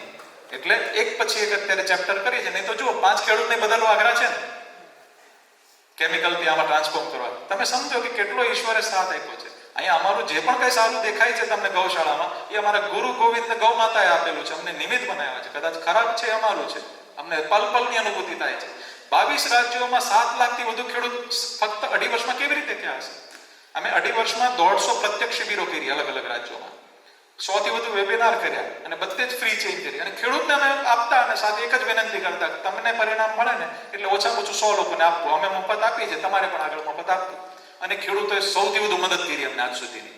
હું કહી શકું કે દરેક ખેડૂતોએ એટલી બધી મદદ કરી છે. દક્ષિણમાં એક રાજીવ દીક્ષિતજીના ફોલોવર છે, પ્રભુ સ્વદેશીજી કરીને, એમને પોતાના લગ્નમાં રિસેપ્શનમાં રિટર્ન ગિફ્ટમાં બેક્ટેરિયા આપ્યા હતા ખેડૂતોને. વિચાર કેવો ભાવ જાય છે. એટલે તમે કોઈના ઘરે બેસવા જાઓ તો લેતા જાઓ, કોઈ ખેડૂત બેસવા આવ્યો તો આપતા જાઓ. તમારા શેઢાપાડાના ખેડૂતને પહેલા આપો. તમને મનમાં એમ લાગે ને કે આના પ્રત્યે મને થોડો કોઈ દ્વેષ છે, એને જઈને પહેલા આપી દેવા. બરાબર છે? હૃદય વિશાળ કરી નાખવાનું. જેને જે કરવું એ કરે, આપણે ખંખેરીને હાલતા જ થવાનું. લો તમે લો તમ તારે. એના મનમાં તમારા પ્રત્યે જે નેગેટિવ હશે નીકળી જશે. અને ન નીકળવી તો એમને પણ તમે તો હળવા થઈ ગયા. બીજું, તમે તમારો ધર્મ અને ફરજ નિભાવી. કેન્દ્રમાં છે ને ગૌ માતા અને ધરતી માતા બંનેનો ગો સ્વરૂપ છે. ધરતી માતાને ગો કહેવાય છે, સૂર્યના કિરણોને ગ કહેવાય છે. કેન્દ્રમાં આને રાખશો તો હૃદય વિશાળ થઈ જશે. એટલે જ્ઞાતિ જાતિ બધા જ ભેદ ભૂલીને બાજુના ખેડૂત વાળાને આપો, બીજાને આપો. અને કોઈ ન માને ને નથી જ કરવા તો શું કરવાનું? બાજુના ખેડૂતનો એક ચાસ છે ને એ દત્તક લઈ લેવાનો, અથવા 15-20 રોપા એમાં જઈને આપણે છાંટી દેવાનું. બરાબર ને? રોપો તો બોલશે ને. એટલે તમારું કાર્ય બોલવું જોઈએ, તમારી જમીન ઉપરનું કાર્ય બોલવું જોઈએ. એટલે હકીકત એવી રીતે જ આ ખેડૂતોએ ખેડૂતની મદદ કરી છે. નહીં તો દક્ષિણમાં તો અમને એમ હતું કે ભાષાની સૌથી મોટી તકલીફ થશે, પણ ત્યાં ટ્રાન્સલેટરો આવ્યા, કેવી રીતે આવ્યા અમને કંઈ ખબર જ નથી. સૌથી વધુ દક્ષિણવાળા એડોપ્ટ કર્યું છે. 1 લાખથી વધુ ખેડૂત તો ખાલી કર્ણાટક એકલામાં છે. એટલે આંધ્ર અલગ, તેલંગાના અલગ, મહારાષ્ટ્રની અંદર અલગ, મધ્યપ્રદેશની અંદર બહુ એક્સેલન્ટ પરિણામ મળે. જે સૌથી વધુ કેમિકલ છાંટે છે ને, પંજાબ પછીનો હરદા એરિયા છે મધ્યપ્રદેશમાં. એટલે જે સૌથી વધુ કેમિકલ છાંટતા એની ખેડૂતને તમારે પહેલા પકડવાના. એનો એક ગુણ હોય છે કે સૌથી વધુ કેમિકલ છાંટીને જે હાઈએસ્ટ ઉત્પાદન લેતા હોય છે ને, એનો એક ગુણ હોય છે કે ભાઈ કેમિકલ ટાઈમે નાખવાનું, ઉત્પાદન લેવામાં તો એની બુદ્ધિ તો આવતી હોય છે. બરાબર ને? એની બુદ્ધિનો સદુપયોગ કરવાનો. ત્યાં એને એક નાનો ચાસ કરાવીને જો એ આમાં ટ્રાન્સફોર્મ થશે ને, એની જેવો કોઈ નહીં ઉત્પાદન લઈએ. એટલે હરદામાં અમે પહેલો ટ્રાય કર્યો. હરદાના બધા હાઈએસ્ટ ઉત્પાદન વાળા આની પર વળવા માંડ્યા છે અત્યારે મધ્યપ્રદેશની અંદર. એટલે તમે એક વસ્તુની અંદર અભ્યાસ કરશો તો અનમેચ પરિણામ મળશે. આપણે એવા પણ પ્રયોગો કરાય કે અહીંયા છે બાજુમાં આ છાંટ્યું છે ને અહીંયા નથી છાંટ્યું, પણ અહીંયાથી હવામાં ઉડીને ગયું ને થોડું, તો બાજુની એક લાઈન બદલાઈ ગઈ છે ચાસ. એટલે જેમ કેમિકલ આપણી બાજુ આવવાની બીક હોય ને, એમ આવડો બાજુ જઈને સારું કરે છે. એટલે કોઈ બીજો એમાં ચિંતાનો વિષય નથી. આંખ નીચેને વાપરી શકાય એવું છે. કેટલો સમય છે મારો? લગભગ છે 2.5 કલાક, 20 મિનિટ છે. અચ્છા, એક કામ કરીએ કે વિષયો તો બહુ બધા છે. જો પહેલું હું એક નાનું શોર્ટમાં ફરીથી રિકવર કરી દઉં કે બનાવવું કેવી રીતે, શું કરવું. આ બેક્ટેરિયા બહાર જ હશે. તડકામાં ડ્રમ નહીં રાખવાનું ક્યારેય, હે ને? અને એની ઉપર સૂતરનું કપડું ઢાંકી રાખવાનું. તમને બહાર કાગળ મળશે. બેક્ટેરિયાની બોટલ ઉપર કાણું હશે તો ઊભી બોટલ એક લઈ જવાની અને તમારે ઘરે બની શકશે. બીજું કે દેશી ગાયનું જ છાણની વાત છે, દેશી ગાયની જ છાશની વાત છે. જે પણ પ્રચાર કરો વિવેકપૂર્વક નાનો પ્રયોગ પોતે પણ કરો. તરત ઘરે 10 ગુલાબના રોપા હોય, 3માં નાખો, 2માં ન નાખો, તરત ખ્યાલ આવશે. તરત તમારે મરચીની અંદર કુકડો આવે તો કુકડો કાઢો કરો કે નહીં? 25,000 રૂપિયા લીટરથી દવાથી નથી જતો. આ છાંટો એટલે તમારા અઠવાડિયામાં મેજર કંટ્રોલ થવા માંડશે. એટલે આપણે બહુ સારા પ્રયોગો કર્યા છે. રીંગણ હોય, સેન્સિટિવમાં સેન્સિટિવ ક્રોપ રીતે. અને બીજું તમારે ખેડૂતોને સમજાવવાનું કે કેમિકલ જ્યારે છાંટીએ છીએ ત્યારે એ શહેરવાળાને પછી નુકસાન કરશે, પહેલા પોતાને કરશે. કારણ કે એ નાકમાંથી બેરિયર પાસ કરીને સીધા જતા રહે છે. તો એ ખેડૂતને પહેલા કેન્સર કરે છે. લંડનના બધા અમુક સાયન્ટિસ્ટો આવ્યા, એ લોકો ફાઇનલ રિસર્ચમાં અમને આખો રિપોર્ટ બતાવેલો છે. તો હકીકત ખેડૂતના ઘરે કેન્સર આવે તો એની માટે કોઈ નથી હોતું. એટલે દરેક પ્રકારના પાકોની અંદર આપણે આ બેક્ટેરિયા દ્વારા જલ્દીથી જલ્દી, અને તમને જે પદ્ધતિ ગમતી હોય, પણ ગાય આધારિત વિકાસ થવો જોઈએ. જો આપણા દ્વારા છે ને ક્યારેય કોઈ ખેડૂત ભ્રમિત ન થવો જોઈએ. પ્રચારમાં એક ખાસ ધ્યાન રાખો. તમને દેખાણું બોલો, નથી દેખાણું નહીં બોલો. આ બેક્ટેરિયામાં ન દેખાણું તો ના બોલો. તમને જે અનુભવ થયો હોય, તમને સત્ય લાગતું હોય, કારણ કે ખેડૂત તકલીફમાં છે, એને વધુમાં વધુ સારી રીતે ઊભો કરવાનો છે. આપણે એને ક્યારેય નહીં કહેવું એક રાતમાં તો આખા ખેતરમાં બદલી નાખે. એ પોતે બદલશે, એને અનુભવ થશે ને એટલે પોતે જ બદલશે. એટલે નાનો પ્રયોગની વાત કરવી. દેશી ગાય ત્યાંની જ રાખવી. કચ્છ છે તો કચ્છની અંદર કાંકરેજ, રાવળો, કંઠી. ઉત્તર ગુજરાત તો કાંકરેજ. એવી રીતે જે પોતાની નસલનું અહીંયા છે ને, આપણે ગીર બાજુ બધા લોકો બહુ બીજા રાજ્યના લેવા આવશે. ક્યારેય બીજા રાજ્યવાળાને ગાયો આપવી નહીં. અમે નજર સામે જોયેલું છે ત્યાં શું હાલત છે. 80% ગાયો ફેલ છે. ક્યારેય બીજા રાજ્યવાળાને કાંકરેજ આપવી નહીં. ત્યાં જોયું છે કે શું લાંબા ગાળે હાનિ થઈ રહી છે. બરોબર છે? નથી અહીંની રહેવાની, નથી ધ્યાનથી રહેવાની. ગાયનો વ્યાપાર ન હોય, ગાયની પ્રોડક્ટનો વ્યાપાર હોય, કન્યાનું દાન હોય, કન્યાનો વેપાર ન હોય.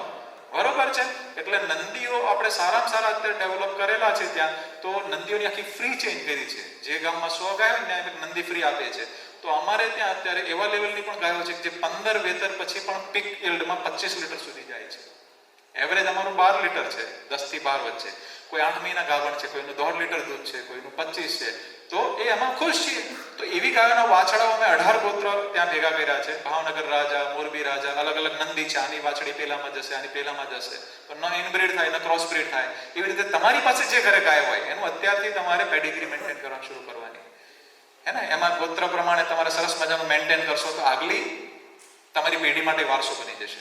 એવી રીતે ગાય આધારિત તમારે કાચું દૂધ કેમ પીવું જોઈએ એનું બધું સમજવું હોય તો એ આપણા હું નેક્સ્ટ વિડીયો મોકલીશ. સત્રને એક મર્યાદા વળીને આપણે એમાં ચર્ચા નહીં કરીએ, પણ ગોબર, ગૌમૂત્ર, દૂધ, ઘી એક્સેલન્ટ પરિણામો છે. હું પોતે દર મહિને અત્યારે 2 થી 2.5 કિલો ઘી ખાઉં છું. રોજનું 1 લીટર દૂધ પીવું છું. રોજ મીઠાઈ ખાઉં છું. જો આ બીજું ખાધું હોય ઉપર વહી ગયું, બરોબર છે હે ને. તો અમુક ઔષધિઓ નિર્દોષ છે, એનું તમે જોડાણ કર્યું તો આ દૂધ સેલ્સ લેવલે પહોંચશે. ઘી ખાવું તો કેવી રીતે ખાવું? ઘી ખાઈને ક્યારેક પાણી ન પીવું, પીવું તો ગરમ પીવું. એવી રીતે અમુક ઔષધિઓ છે એને લેવાની પદ્ધતિ સમજવાની છે. તો એ ઔષધિઓનો એકદમ સરસ રીતે ક્યારેક હું ભવિષ્યમાં વાત કરીશ તમને આખું ડિટેલની અંદર. પણ ખૂબ સરસ પરિણામો અત્યારે મળી રહ્યા છે. સ્ટેપ બાય સ્ટેપ આપણે ઉપર જઈ રહ્યા છીએ અને ડાયરેક્ટ ગામડાવાળા શહેર સાથે જોડાણ કરવું. અમારી ઓર્ગેનિક સ્ટોર છે, પણ અમે ક્યારેય એવું નથી કહેતા કે અમારું જ ઘી ખરીદો, બરોબર છે ને. શહેરવાળાને શીખવાડવાનું, ભાઈ તો 58 રૂપિયા દૂધ લે છો, એનો મેળવણ કરતો જરા. 30 લીટર 1 લીટર ઘી મને તો ઘરે 2000 પડે, અમારે પાસે 1000માં કેમ માગે? બરોબર છે. તો એને ખબર પડવી જોઈએ કે કેટલી વિશે હો થાય છે, હે ને. તો એ 500 મળે છે ભાઈ, તું હું ખા છો તમે સમજો ને. તો એને સાચો પ્રચાર કરવો પડશે. 1-2 ચમચી ઘીની અંદર ઓમેગા 3 ઓમેગા 6 એટલા પ્રમાણમાં છે જે માછલીના તેલમાંથી 25,000 રૂપિયા લીટર કેપ્સ્યુલ વેચાય છે ઘીમાં છે. બટ ગલોણો કરો ત્યારે બ્યુટારેટ નામનો કમ્પાઉન્ડ છે એ 1 લાખ રૂપિયા કિલો વેચાય છે 2 ચમચી ઘીમાં છે. એ આખું સાયન્સ અમે આવડી પુસ્તકમાં નાખેલું છે. એના વૈજ્ઞાનિક પક્ષ, એના આયુર્વેદિક પક્ષ, એના આધ્યાત્મિક પક્ષ. તો એ આખી વસ્તુને તમે જ્યારે સમજીને વાપરશો ને તો અતુલ્ય પરિણામ મળશે. તમે મને કોઈ રોગવાળી ગાયનું દૂધ આપશો અત્યારે એની જગ્યાએ તો પીશ તમારી સામે, બ્રુસેલા વાળું પીશ ને ટીબી વાળું પીશ. તો એની પાછળનું વિજ્ઞાન છે તમારે પોતાની બોડીને કેવી રીતે ડેવલપ કરવી, બરોબર છે. તમારે એન્ટીબોડી ડેવલપ કરવી છે. ગાયોવાળાને કેમ તકલીફ ઓછી આવી છે? જે એકદમ ગાયની નજીક રહેતા હોય, પંચગવ્યનું સેવન કરતા હોય, એ લોકોને કેમ કોરોનામાં ઓછી તકલીફ આવી છે? અમે 10,000 થી વધુ પેશન્ટોમાં કામ કરેલું છે ટોટલ. તો તમને એની નજીક એના છાણની અંદર 1 ગ્રામમાં 100 કરોડથી 4,000 કરોડ બેક્ટેરિયા હોય છે. તમે છાણની નજીક રહ્યા, તમારા શરીરમાં ગયું, તમારી આજુબાજુ એને એન્ટીબોડી બનાવવાની પ્રેક્ટિસ રહી, તો તમારા શરીરની ઇમ્યુનિટી બનેલી છે. ઇમ્યુનિટી એક જ રસ્તો છે, બીજો દુનિયામાં કોઈ રસ્તો નથી. મારો 15 વર્ષનો દીકરો એ તે સેકન્ડ ડેથ લેયરની રેશિયો જે બહુ ઊંચો હતો ને, ત્યારે તે 100 પેશન્ટોની અંદર એલોપેથી હોસ્પિટલમાં જઈને કામ કરવા ગયા હતા, 100 પેશન્ટોની 2 બાળકો ઠીક કરીને આવ્યા હતા, બરોબર છે. તો જ્યારે ક્ષમતા ક્યારે થાય? તો તમારી બોડી એન્ટીબોડી બનાવવાની પ્રેક્ટિસ હોય, તમને ગૌ માતા નિર્ભયતા આપે અને તમને એ દવા ઉપર વિશ્વાસ હોય અને તમને નોલેજ હોય કે આ દવા સાથે કયું ભોજન લેવું, કયા કોમ્બિનેશનથી લેવું, તો એક્સિલન્ટ પરિણામ આજે છે. 5000 વર્ષ પહેલા આંબળું એવું કીધું હતું, આંબળું આજે એવું જ કામ કરે છે. પણ આપણી કમી છે કે જંગલમાં આપણે ગાયો નથી છોડી, આંબળું ડિટોરિએટ થયું છે. તો ઔષધિ કેવી પકાવવી, ઔષધિને સિદ્ધ શોધન કેવી રીતે કેવું, મર્યાદાપૂર્વક કેવી રીતે ખાવું પીવું, જીવન જીવવું, એનું પરિણામ બહુ અલગ હોય છે. એટલે હવે કઈ નાના મોટા કોઈ પ્રશ્ન હોય તો નિસંકોચ તમારા ઘરના કોઈ સભ્યને પૂછતા એ રીતે પૂછી શકો છો. તમને હું એમનો નંબર આપીશ, તમારી નજીક છે એટલે જોવા જઈ શકો છો. એમને ત્યાં જનરલી બંસી ઘઉં છે ને 2.5-3 ફૂટના હોય, એને 5 ફૂટ ઊંચા થયા હતા. જનરલી કેવું વેજીટેટિવ ગ્રોથ વધે ને તો ઉત્પાદન ઘટે અને આડું પડે, પણ એને આડું ન પડ્યું, ઉત્પાદન વધ્યું અને સારા પરિણામો મળ્યા. પછી 4 ક્રોપમાં એને પરિણામ લીધા. અત્યારે સ્થિતિ એવી છે કે આપણે છેલ્લે કરશું તો બધાને પેલું નહીં થશે, છેલ્લે બધાને આપી દઈશું, ચાલે જતી ફેરું તમે કરતા જજો. તો વેજીટેટિવ ગ્રોથ વધે ને તો આ ઉત્પાદન ઘટે. આની અંદર વેજીટેટિવ ગ્રોથ વધે છે, દાણા વધે છે, બધું વધે છે. ક્વોન્ટિટીની સાથે ક્વોલિટી પણ વધે છે. જેમ કે સરગવાના પત્તામાં જે લોકોએ ઉપયોગ કર્યા તો એની અંદર વિટામિન B12 હતું, એનાથી ડબલ થઈ ગયું. કર્ક્યુમિનનો રેશિયો હળદરની અંદર વધ્યો. તો ઉત્પાદન, ક્વોન્ટિટી, ક્વોલિટી બધું થયું. બીજું એક તમને એક આપણે મગફળીવાળા ખેડૂતો કેટલા છે અમારી, હે ને? મગફળી આપણો એનો છે એટલે જ મેં ખાસ કીધું. સફેદ મુંડા નડે ને બહુ નડે ને, દવાથી જાય છે નહીં, બરોબર છે. તમે આ છાણને જ્યારે કમ્પોસ્ટ કરતા હશો ને, આ બેક્ટેરિયા નાખીને જ્યારે કરશો તો એમાં સફેદ મુંડા પેદા થશે. એટલે તમને પહેલેથી કહી રાખો. એટલે અમુક ખેડૂતોને પહેલા ફોન આવ્યો હતો, ભાઈ આ તો સફેદ મુંડા પેદા થયા, આ તો મગફળી ખાઈ જશે ને, એમાં જ નાખવાનું છે અમારે, બરોબર છે. મેં કીધું 40 વર્ષ પહેલા સફેદ મુંડા મગફળી ખાતા હતા? તો કે નહીં.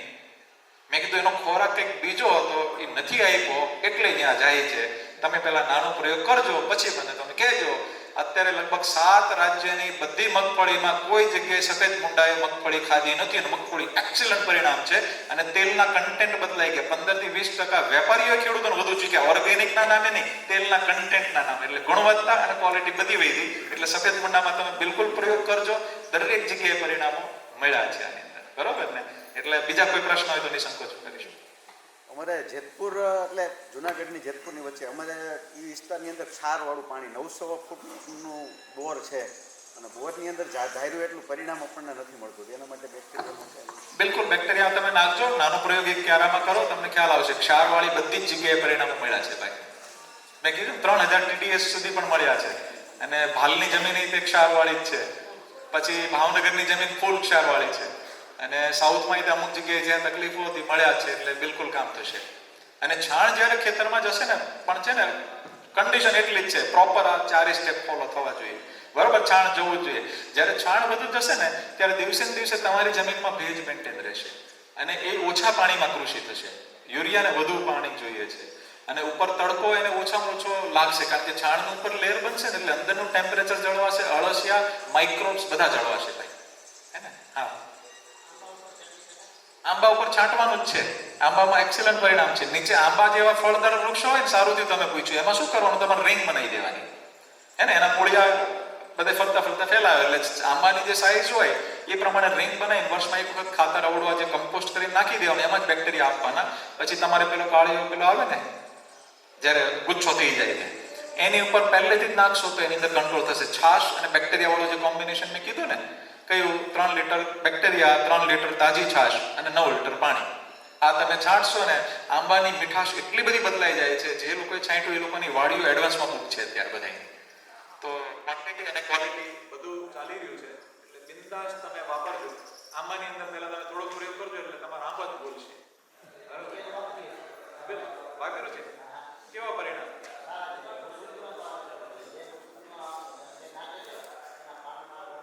મોટો ફેર, કેટલાય બેક્ટેરિયા વાપર્યા છે, કેવા પરિણામ? સારા છે, સંતોષ છે, સારું. હવે છે ને મેં આજે કીધું ને એને અપગ્રેડ કરવાની વાત છે. કેમ મેં તમને કીધું વધુ છાણ, વધુ બેક્ટેરિયા, વધુ ઉત્પાદન? તો તમારા દરેકના ખેતરના મોડ્યુલ બની જવા જોઈએ. તમારા દરેક જગ્યાએ ખેતરે બાજુના ખેડૂતો, ગામડાના ખેડૂતો બધે જ કરવાના. તમારે શું કરવાનું? ગામમાં શિબિર લઈ લેવાની. ભાઈ જુઓ તમારે ત્યાં કરી જોઈએ એટલે તમને જે લાભ મળ્યો છે તરત બીજાને મળવો જોઈએ. બરોબર? હા બરોબર ક્લિયર. ત્યારથી ચાલુ. વાહ. એવી રીતે તરબૂચમાં તરત મીઠાશમાં ખબર પડે. એટલે મહારાષ્ટ્રમાં જ્યાં જ્યાં તરબૂચ વધુ થાય છે ને, એની રોમાં જે ઉત્પાદન વધ્યું એની મીઠાશી અતુલનીય વધી ગઈ. એટલે હકીકત આપણી જે મીઠાશ અનાજની, શાકભાજીની શું હતી ને અમને ખબર હવે બધી જગ્યાએથી પડી રહી છે. એટલે દેશી બીજની અંદર એક બીજું ધ્યાન રાખવાનું છે કે હું કહું છું મોટું થાય, એરંડા મોટા થાય, મોટી જુવાર થાય, એના 2 ફાયદા છે. જો આજનું વિજ્ઞાન એમ કે છે મોટું થાય વેજીટેટિવ ગ્રોથ વધે, દાણો નાનો થઈ જાય, અથવા નાનું થાય ઉત્પાદન. ના, એવું નથી. જ્યારે છાણ વધુ ગયું, બેક્ટેરિયા વધુ ગયા, આપણો દેશ શું કામ આગળ હતો?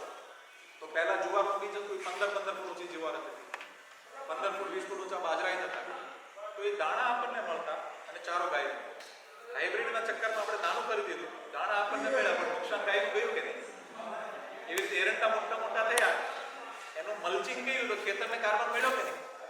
એટલે હકીકત છે આપણા દેશમાં દેશી વસ્તુની અંદર ખૂબ વેજીટેટિવ ગ્રોથ વધતા અને ખૂબ અલગ લેવલનું ચણાથી લઈને અમે ચણાના આટલા મોટા અમે રોપા છે. એક ચણાના પ્લાન્ટમાં 1400 ચણા બેઠા હતા હરિયાણામાં. એટલે હકીકત આપણે દરેક જગ્યાએ ઉત્પાદન લઈ શકીએ છીએ. નાળિયેરીમાં પરિણામો લીધા છે. જે નાળિયેરીની તકલીફ આવી હતી, જે ખેડૂતે વાપર્યા એને વાંધો નહોતો. પછી આપણે મહુવા બાજુ ડુંગળી જે એક્સપોર્ટ થઈ, રદ થયા, અમુક ડમ્પ કરવાના પૈસા દેવા પડ્યા. તો ત્યાં જે ખેડૂતે ડુંગળી આની પર કરી હતી, એક્સિલન્ટ પરિણામ હતા. ત્યાં આપણી શિબિર એપીએમસી માર્કેટમાં થઈ અને બાપ્સ મંદિરમાં તે થઈ હતી.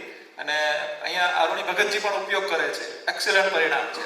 એટલે અલગ અલગ સંતો જુનાગઢમાં કરી રહ્યા છે, દક્ષિણની અંદર સંતો ઉપયોગ કરી રહ્યા છે. સંતો પોતે શિબિર લઈ રહ્યા છે મધ્યપ્રદેશ અને દક્ષિણમાં અમુક જગ્યાએ.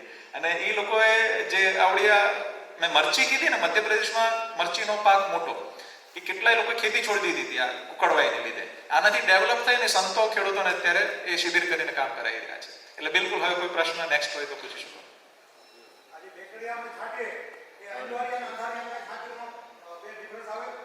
બહુ સારું થયું તમે પૂછ્યું. આપણે આ પુસ્તકની અંદર ડિટેલિંગ લખ્યું છે મેઘજીભાઈ કે બિલકુલ અજવાળિયા અને અંધારિયા આ બેક્ટેરિયા વધુ છાંટવાનું તમને પ્રભાવી પરિણામ ક્યારે હશે? તો કે ભાઈ પૂનમ અને અમાસ હોય ને ત્યારે બેક્ટેરિયલ એક્ટિવિટી ખૂબ વધુ હોય. એના 1-2 દિવસ અગાઉથી જ્યારે તમે એક્ટિવેટ થશો ને ત્યારે ખૂબ પરિણામ મળશે. એવી જ રીતે નક્ષત્ર પ્રમાણે બીજ વાવવાનું છે ને એનું વિધાન છે કે કયા અજવાળિયામાં વાવવું, અજવાળિયામાં તમારે લણવું, ક્યારે વાઢવું, એના બધા ડિટેલિંગ આ પુસ્તકમાં લખ્યા છે. તો એ હું આખું જ તમને સરસ રીતે કરીશ. એનો બિલકુલ પ્રભાવ અલગ હોય છે. એટલે બેક્ટેરિયા ક્યારે છાંટવા, તો કે તડકામાં ક્યારેય નહીં, વહેલી સવારે અથવા સાંજે, બરોબર છે. પછી અજવાળિયા અંધારિયાની અંદર હોય એનું કોમ્બિનેશન છે. બિલકુલ પૂનમ અમાસમાં આજુબાજુ તમારે એક્ટિવિટી વધારવી દેવી તો તમને પરિણામ વધુ મળશે. હે પુસ્તક નથી આવ્યું, એનું પ્રૂફ રીડિંગ ચાલે છે. પહેલા હિન્દી થશે તો હિન્દી હું ફોરવર્ડ કરાવી દઈશ, પછી ગુજરાતી ટ્રાન્સલેશન ચાલે છે, એ પણ હું જલ્દી મોકલાવીશ તમને. બધાને હું અહીંથી ફોરવર્ડ કરાવી દઈશ પાકું. એપલમાં સ્પ્રે થી આપવું કે અંદર? એપલમાં બંને રીતે આપવાનું, નીચે અને ઉપર. જો દરેક પાકમાં નીચે અને ઉપર બંને કામ કરવાનું છે. એનું કારણ છે કે નીચે મૂળથી જેમ પકડે છે ને એવી રીતે ઉપરનો જે એટેક છે બેક્ટેરિયા પોતાના રસ છોડ્યા કરશે, એટલે નહીં કામના જીવાણુ આવશે નહીં. બીજું, એ પત્તા અને ડાળીઓમાંથી પણ આને શોષણ કરે છે. હવે શું એક્ટિવિટી થાય છે મોટો સંશોધનનો વિષય છે, પણ તમે મગફળીમાં ઉપર છાંટશો ને, પીળી મગફળી છે, ત્રીજે દિવસે તમને આખો કલર જ બદલાઈ જશે, ખાલી ઉપર નાખ્યું છે પત્તા પર તોય. એટલે પત્તામાંથી પણ કંઈક એક્ટિવિટી ચાલુ છે. એટલે બિલકુલ તમે ઉપર અને નીચે કરજો. એપલની અંદર હિમાચલ પ્રદેશની અંદર એટલા એપલ બેઠા હતા, એ લોકોને ડાળીઓ તૂટવા માંડી, ટેકા મૂકવા પડ્યા હતા, અને બહુ સરસ પરિણામો છે એપલની અંદર, બિલકુલ વાપરી શકાય. જમરૂકડીની અંદર જે અમુક તમારે સુકાતા હોય છે, બરોબર ને, તો એ જમરૂકડી અંદર નીચેનો સુકારો નથી આવતો, અને 5 જમરૂક બેઠા હોય તો જનરલી 1 કે 2 રહે, બાકી ખરતા હોય, એ ટેન્ડન્સી હોય. તો આ છાણને જ્યારે ખવડાવે છે બેક્ટેરિયા, ત્યારે ફળ ધારણ કરવાની ક્ષમતા વધી જાય છે રોપામાં. એટલે 1 કે 2 જ ખરે, બાકીના રહે અને મીઠાશી બદલાઈ જાય છે. એટલે જમરૂકડીની અંદર બધા રાજ્યોમાં અમે પરિણામો જોયા. તો નાળિયેરમાં સેમ જ ને? નાળિયેરમાં બધે જ સેમ. આ શું છે, જનરલી કેવું હોય, નહીં તો એક પાકનો એક પ્રોટોકોલ ને પુસ્તક ભરાય એટલું હોય. આપણા બધા અહીંયા પુસ્તકો ભરતી તો દુનિયાના પ્રોટોકોલ ખતમ ન થાય. એટલે આને એટલું સરળીકરણ કર્યું છે કે દરેક પાકની અંદર આ સિમ્પલ આ વિધિથી જ કામ થઈ જાય છે. એટલે આને મોર સિમ્પલ, મોર સરળીકરણ પે આપણે જઈ રહ્યા છીએ. જી, હવે કોઈને કાંઈ પ્રશ્ન? આપણે આની ઉપર રોપા ઉપર હા, જો ગૌમૂત્રનો પ્રયોગ છે કેવી રીતે છે કાકા? ગૌમૂત્ર છે ને એ થોડી ગરમ પ્રકૃતિ છે. ઉપર છાંટીએ ને એટલે અમુક પાકને ખૂબ સારું થાય છે, અમુક પાકના ફ્લાવરિંગ પડી જાય. એટલે ગૌમૂત્ર દુનિયાની શ્રેષ્ઠ વસ્તુ છે. 5100 કમ્પાઉન્ડ છે, મહાઔષધિ કીધી છે. એ વનસ્પતિ માટે પણ મહાઔષધિ છે. પણ કેવી રીતે અમે કહીએ છીએ કે જે આપણે છાણિયું જ્યારે કમ્પોસ્ટ કરીએ ને, એટલે જ્યાં ગાય બાંધી હોય ને ત્યાં ગૌમૂત્ર કર્યું, એની માટી ઘસડીને એની ભેગી કમ્પોસ્ટ કરી નાખવાની. એટલે ગૌમૂત્ર છે ને એ ગોબર ગેસમાં અંદર જવા દેવાનું, અથવા જ્યાં કમ્પોસ્ટ તમારી જે લાઈન હોય ને એની ભેગું નાખી દેવાનું. એટલે કમ્પોસ્ટ થઈને સુપાચ્ય સ્વરૂપમાં થઈ જશે. એટલે નીચે મૂળથી એને ગૌમૂત્ર પીવા મળ્યું ઠંડુ થઈને તો કોઈ વાંધો નથી. પણ ઉપર છાંટવા મેં આપાતકાલીનમાં ઇમરજન્સીમાં 5મા સ્ટેપમાં કીધું છે કે 1 લીટર બેક્ટેરિયા, 1 લીટર ખાટી છાશ અને 1 લીટર તાજું ગૌમૂત્ર એ ઉપર છાંટશો ને એટલે ફંગસ વાળા પત્તા પડી જશે, ફ્લાવરિંગ એ પડી જશે, પણ એ રોપા બચી જશે. એટલે ગૌમૂત્ર છે ને એ અમુક પાકની અંદર બહુ ફાયદો કરે, અમુક પાકની અંદર નુકસાન કરે. એટલે આપણે શું કરવાનું કે ભાઈ નિર્દોષ પ્રયોગો, ભાઈ એટલું જ પ્રભાવી પરિણામ કેવી રીતે લેવું, તો નીચેથી આપવું, એને દેવાની પદ્ધતિ બદલી છે આની અંદર. એટલે એ રીતનું કરીએ છીએ કાકા. આપણે બહુ ખર્ચ ભેગું કરીને હા, જો જીવામૃતને બંને ભેગું કરીને ન છાંટતા, એનું કારણ છે, જો મને બોટાદમાં ધીરુભાઈનો મેં દાખલો આપ્યો ને, એની નજીકના એક ખેડૂતનો ફોન આવ્યો હતો. બધા આવી રીતે જ બેઠા હતા. એ કે ભાઈ મેં છાંટ્યું ને તો ફ્લાવર પડી ગયું બધું જમરૂકનું, બરોબર છે. તો પછી અમે એમ કીધું કે તમે શું કર્યું હતું? તો કે પહેલા બેક્ટેરિયા છાંટ્યા હતા. કીધું પછી ગૌમૂત્ર છાંટ્યું હતું, પછી જીવામૃત છાંટ્યું હતું, પછી 10 પરણી. એટલે હવે બધું ભેળું થશે તો કોનાથી નુકસાન? મેં કીધું તમે કામ કરો, નજીક જ તમારી 2 કિલોમીટર વાડી છે, આ વાપરું છે પ્રોપર, ત્યાં જોઈ લો. તો કે હવે ક્લિયર કે. એટલે શું કરવાનું તમારે ખબર છે? જીવામૃત વાપરતા હોય તો એની પદ્ધતિનો આખો એક પ્રોપર ફોલો કરીને એક પ્રયોગ કરી લેવાનો નાનો, પછી આ બાજુ એક પ્રયોગ આપણો કરવાનો. એટલે શું કરવાનું કે જે કરી એને ન્યાય પૂરો દઈ દેવાનો. આજે શું થશે કે બંનેમાંથી કોનું નુકસાન થયું, કોનો ફાયદો થયો તમને ક્યારે ખબર જ નહીં પડે દીધો. એટલે હંમેશા માટેની તમારે ઝંઝટ મગજમાંથી કાઢવી હોય કે ભાઈ તમારા ખેતરમાં, તમારા રોપા માટે, તમારી જમીન માટે તમને શું અનુકૂળ આવે છે પદ્ધતિ, એ તમે જોઈ લો. પછી તમને જે સારું લાગે એ કરો. કારણ કે શું છે, જો આ બેક્ટેરિયા છે, મેં કીધું 3 લીટર બેક્ટેરિયા 12 લીટર પાણી કોક આખા નાખે અને બધા એમાં બહુ પરિણામ મળે છે. તો પછી કે હું પ્રચાર કરું? મેં કીધું કે નહીં, આ બધાય પાકમાં સેમ પરિણામ નથી. બીજા પાકમાં ક્યારેક ફ્લાવરિંગ પાડી દેશે અગર આખું કાચું નાખશો તો કે હા. એટલે આપણે હંમેશા કેટલાય વર્ષોનો અભ્યાસ કર્યા પછી કહીએ. એટલે જીવામૃત કે આ બંને ભેગું થઈને કેટલા વર્ષો પછી કામ થશે એનો અભ્યાસની એક વાત છે. બીજું, અમુક પદ્ધતિમાં બેસન નાખવામાં આવે તો બેસનથી ફંગસ વધે છે. એટલે પછી તમને ફાયદો નુકસાન કોનું છે ખબર નહીં પડે. આ જે ટેકનોલોજી કીધી મેં તો એ ટેકનોલોજીને આખી સમજવાની, નાનો પ્રયોગ કરી પછી તમે આગળ વધો. અમે શું કરીએ કે પિયતમાં એક પિયત જીવામૃતનું, એના પછી એક પિયત ગૌકૃપાનું, એવી રીતે કરીએ. હું એ જ કહેવા માંગુ, જો તમને તે લાભ દેખાશે. એટલે એક મિનિટ, એમાં અમે ઉનાળો મગ કર્યા હતા ને, તો એમાં અમે બંને મિક્સમાં થઈ ગયું હતું. એમાં રિઝલ્ટ બહુ સારા. ચોમાસું મગફળીમાં બધા એવા રિઝલ્ટ ન મળે.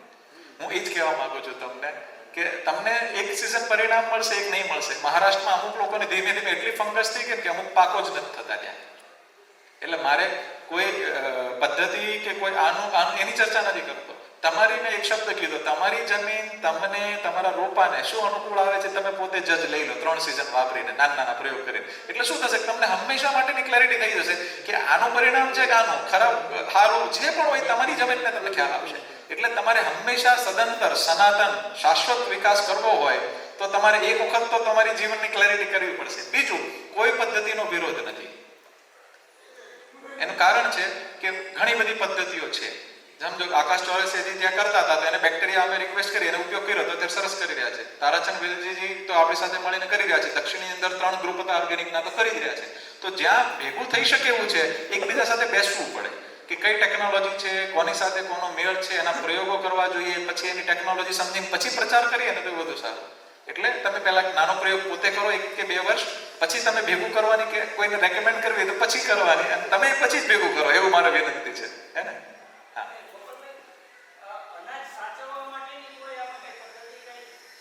બિલકુલ. જો એક તો વસ્તુ તમને કહું કે આની ડુંગળી જે પાકી હતી એ ડુંગળી એક્સિલન્ટ ઉપર સારામાં સારી લાંબા ટાઈમ સુધી સચવાણી. ટમેટા છે તો ટમેટાની લાઈફ બદલાણી, સફરજનની લાઈફ બદલાણી. બીજું, તમારે અનાજ કે બીજ સાચવવું છે તો રાખ જે છાણાની એ સૌથી બેસ્ટ સોલ્યુશન છે. રાખમાં તમે ચોળીને અંદર અથવા એને મિક્સ કરીને તમે કરશો તો અનાજ સારી રીતે સાચવી શકાશે.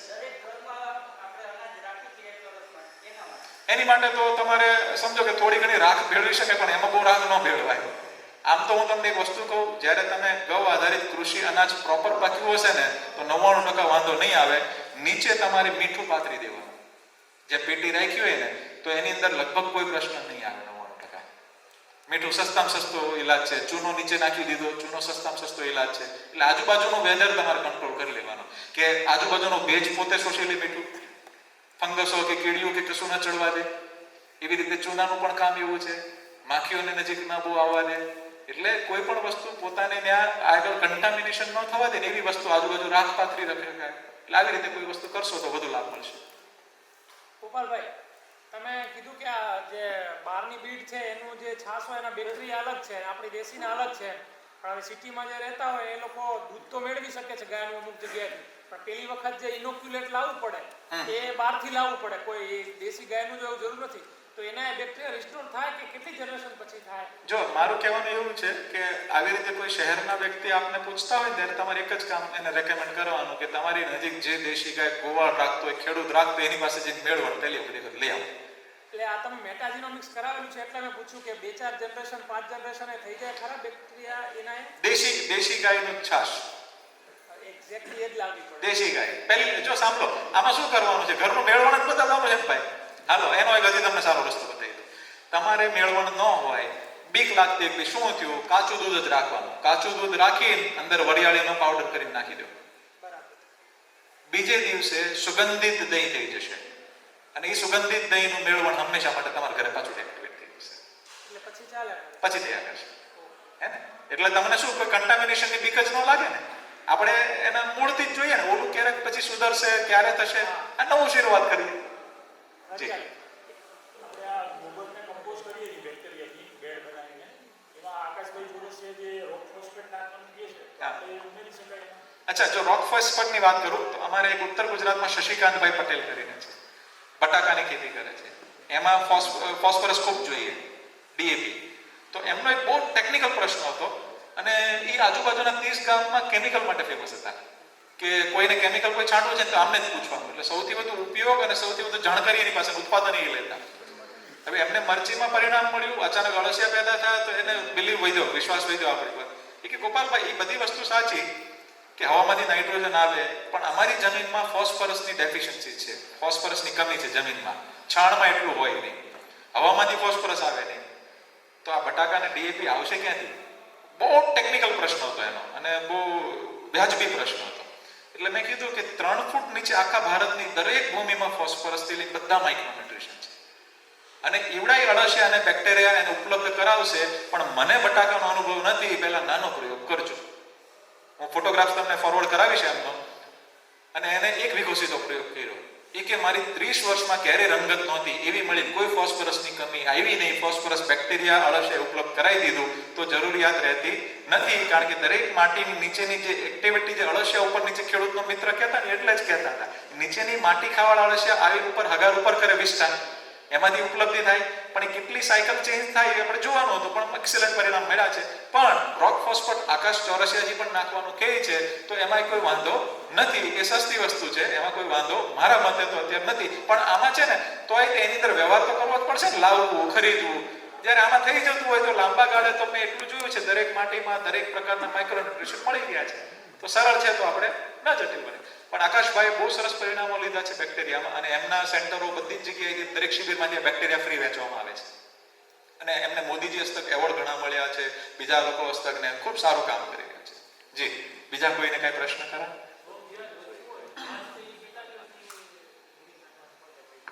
જો રોગ જીવાત ઓછી હોય તો છાશ આપણે તો મેં તાજી વાળી જ કીધી છે ને 3જા ચરણમાં. જ્યારે અતિરેક હોય, બેક્ટેરિયાથી કામ નથી થતું, બીજાથી નથી થતું, ત્યારે જૂની છાશ લેવાની. નહીં તો જૂની છાશ તેજ હશે, એ ક્યારેક ફ્લાવરિંગ ને બધું પાડી દેશે પત્તા. એટલે જૂની છાશ બહુ વાપરવાની નહીં. જૂનું ગૌમૂત્ર બહુ વાપરવાનું નહીં. એ સેન્સિટિવ ક્રોપની સેન્સિટિવ સ્ટેજની અંદર એ ખરવાના પ્રશ્ન થઈ શકે. ઈયળોમાં કામ કરશે. ઈયળો હોય ને તો એ પહેલા આમાંથી જ થઈ જશે, તાજીમાંથી જ. પછી ન થાય તો જૂની વાપરવી. ગોપાલભાઈ ખડ માટે કઈ ખરું? જી, ખડ માટે સમાધાન એટલે રસ્તો છે. ખડને કાઢવાનો રસ્તો કોઈ નથી દુનિયામાં. એનું કારણ છે આપણા બાપ દાદાએ તે ખેડ કરીને જ ખડ કાઢતા, ત્યારે કોઈ દવા નહોતી. ને બળદ રાખીને કરતા ને તો ખડના 3 સમાધાન છે. ખડની દવા છાંટીને ખૂબ હાનિ થઈ રહી છે અત્યારે. ખર્ચાય પ્લાન્ટની જેવા થઈ રહ્યા છે. અને એક કંપની એવી હતી, એની વાત આખી દબાઈ ગઈ કે એ કંપની ખડ મારવાની જ દવા બનાવતી હતી. વરસાદી માહોલ નહોતો, અમુક વિસ્તારની અંદર એ હવામાં ઉડ્યું એનું ફ્યુમ્સ અને એ નીચે બેઠું અને લગભગ 50 કિલોમીટરના પાકો બળી ગયા. માણસોની ઉપર એ અલગ અલગ કેટલી ગંભીર અસર આવી શકે એવું છે. એટલે ડાયરેક્ટ ઇનડાયરેક્ટ ફેક્ટરીઓને મહત્વ આપણે આપીએ. એનું તમને સરસ સમાધાન આપું કે હવે એવા નાના મોટા ઘણા બધા મશીનો આવી ગયા છે. પહેલું તો લોન મૂવર. તમે લોન કાપતા એમ કાપો એટલે પાછળ બકેટમાં ભરાઈ જાય, ગાયને ખવડાવી દો, બહુ પૌષ્ટિક હોય છે ખડ. પહેલી વસ્તુ, બરોબર. એને જે છાણાવી પાછું અંદર નાખો એટલે નાનું નાનું ખડ રહ્યું એ આચ્છાદનનું કામ કરશે. મોટું હોય નહીં નડશે. બીજું, આચ્છાદન છે ને શાકભાજીની અંદર વધુ પડતું આચ્છાદન કર્યું તો એની અંદર એ કમ્પોસ્ટ કરવાની ફંગસી શાકભાજી નડે છે. એટલે આચ્છાદન એ કેટલી લિમિટમાં કરવું, કેવી રીતે કરવું વિચારવાનો વિષય છે. કેમ કે ભાસ્કર દાદા સાવેને હું 8મા ધોરણમાં મુંબઈ ભણતો ત્યારે મહિને શીખવા જતો. અમારા ગુરુજીને જ્યારે ભાવ હતો તો બધાને લાગે અત્યારે છે વાત, અત્યારે નથી. હું ભાસ્કર દાદા સાવે એટલે કૃષિના બહુ મોટા ઋષિ ગણાય. એમને ત્યાં ઉમરગામમાં અમે મુંબઈથી શીખવા જતા, આદિવાસી વનવાસી વિસ્તારમાં અમે કામ કરતા હતા અને ત્યાં અમે શીખવા જતા હતા. બહુ સરસ. એને દુનિયાનું સારામાં સારું આચ્છાદનનું મોડલ એમને ત્યાં છે. દુનિયાનો વધુ નાળિયેરીનો પાક એને લીધેલો, દક્ષિણ કરતા વધુ એને ઉમરગામમાં. તો કેવી પદ્ધતિથી લીધો તો કેવા કોમ્બિનેશન છે, ક્યારેક સમય હશે તો કહીશ. બીજો આચ્છાદનની જેમ તમે એને ઘાસ કાપવાના છે ને, બ્રશ કટર આવી ગયા, તમે મશીન ફેરવતા જાય એ ઘાસ કપાઈને ત્યાં પતરાઈ જાય એટલે આચ્છાદન થઈ ગયું. ત્રીજો રસ્તો, એને મલ્ચિંગ કરવાના મશીનો આવી ગયા. તમે હાલતા જાઓ એ ખડ કાપીને નીચે વહી જાય એટલે એ જ બેક્ટેરિયાનું ખાતર બનાવી દે. બરોબર છે. એટલે આમાંથી તમને જે ફાવે એ. પછી હજી એક એવો રસ્તો, એવું મશીન છે એને કાપીને પાળીઓ ચડાવતા જાય એટલે બાજુમાં તમારે પાળીઓ ચડી ગયો, ખેડે થઈ ગઈ, બેક્ટેરિયા છાણ નાખ્યું, હેઠ મૂળિયા સુધી ઉતરવાનું, એરિએશન વધી ગયું અને ઉત્પાદન વધશે.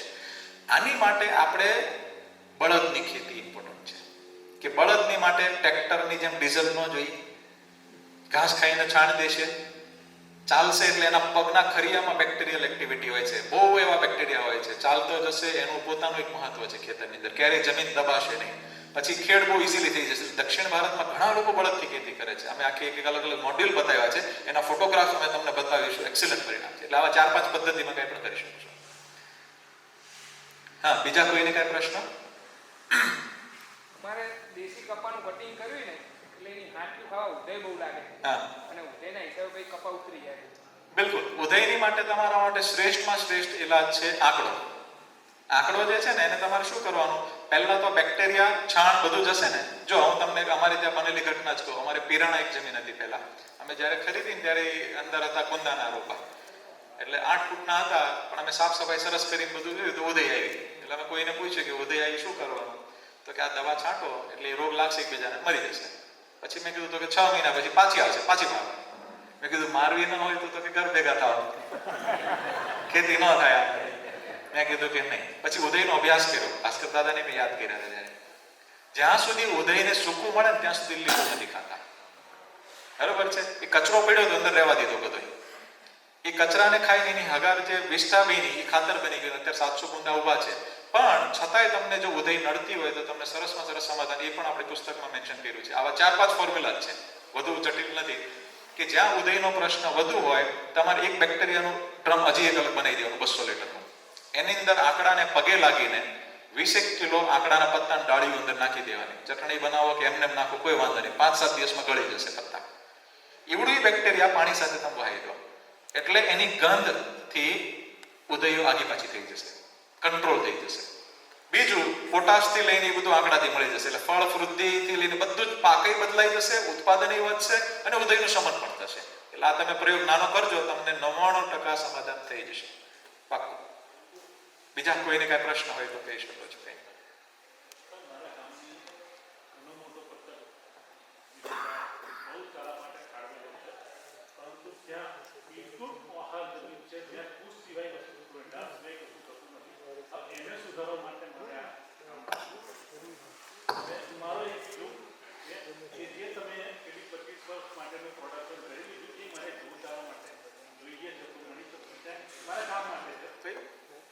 હા, ઘાસ ને મળશે.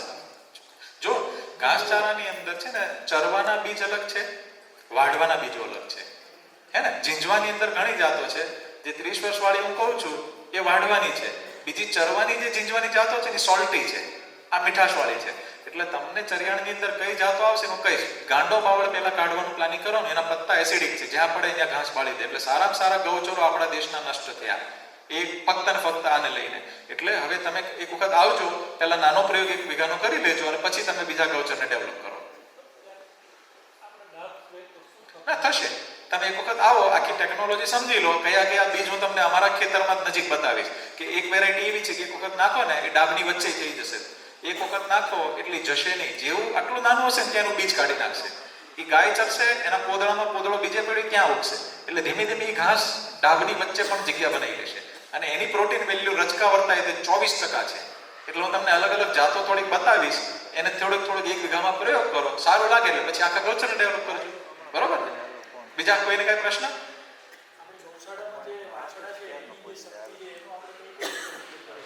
ગૌશાળાના વાછડાનો શક્તિનો સૌથી મોટો ઉપયોગ છે ખેતર. જેમ કે જો અમે છે ને એક બીજો પ્રયોગ કર્યો છે. મારી વિનંતી છે કે તમે નાના નાના પ્રયોગ કરજો.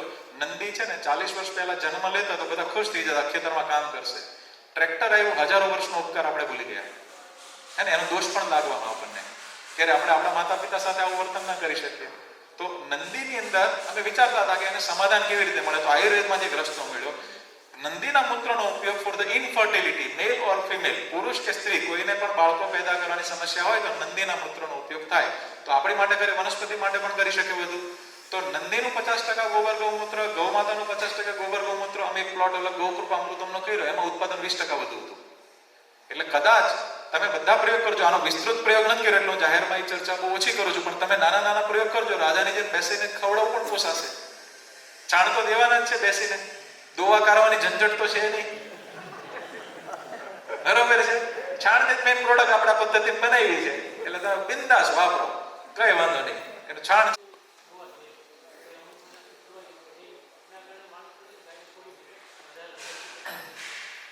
એનું કારણ છે કે જો ગાયની અંદર છે ને આપણે આપણો ગીરનો વિસ્તાર લઈ લો, અહીંના સારા ચરિયાણ લઈ લો, સારા જંગલ લઈ લો, બધે ઉત્પાદન ને બધું ઘટવા માંડ્યું. તકલીફો વધી, ઉથલા મારવાના પ્રશ્નો વધ્યા, આંચળના રોગો વધ્યા, વેતરો ઓછા થઈ ગયા. કેમ કે ગાંડો બાવળ આવ્યો, પત્તા આવ્યા, એસિડિક સારા ઘાસો નષ્ટ થઈ ગયા, આપણે ગૌચરો બચાવ્યા નહીં, એને બેલેન્સ ફૂડ મળતું હતું એ બધું બંધ થઈ ગયું. એકચ્યુઅલી ગાયને જ્યારે જમે એના પેટની અંદર માઇક્રોબ્સ પચાવતા હોય છે, માઇક્રોફ્લોરા ખોરાક. એ ખોરાકને કેવી રીતે બેલેન્સ પીએચ, આપણે જે આંચળનો રોગ થાય ને, આપણને એમ થાય બેક્ટેરિયાને લઈને થયો, એ 10% જ એનો રોગ છે. એના શરીરનો પીએચ આગો પાછો થઈ ગયો, એસિડોસિસ થઈ ગયો, એટલે એ સીધો જ આંચળ ઉપર અસર આવે. એટલે એને ખોરાક કેવી રીતે આપવો, અમે એક દાણ બનાવેલું છે, તમે મંગાઈને પ્રયોગ કરશો, જે રોગો હશે તરત ખટાખટ બેલેન્સ થવા મળશે, આખા ચામડી જ બદલાઈ જશે. એની ફોર્મ્યુલા લખી છે, જાતે બનાવીને પોતે કરશો, એ પુસ્તકમાં તમને મળશે. એટલે તમને મેં સરગવા વાવવાના કીધા ને, જે ખેતરને, એ સરગવાની ડાળીઓ કવાય કાપીને ખવડાવો, તમે જુઓ ગાયની શું હેલ્થ થાય, હે ને, કેવા પરિણામ છે.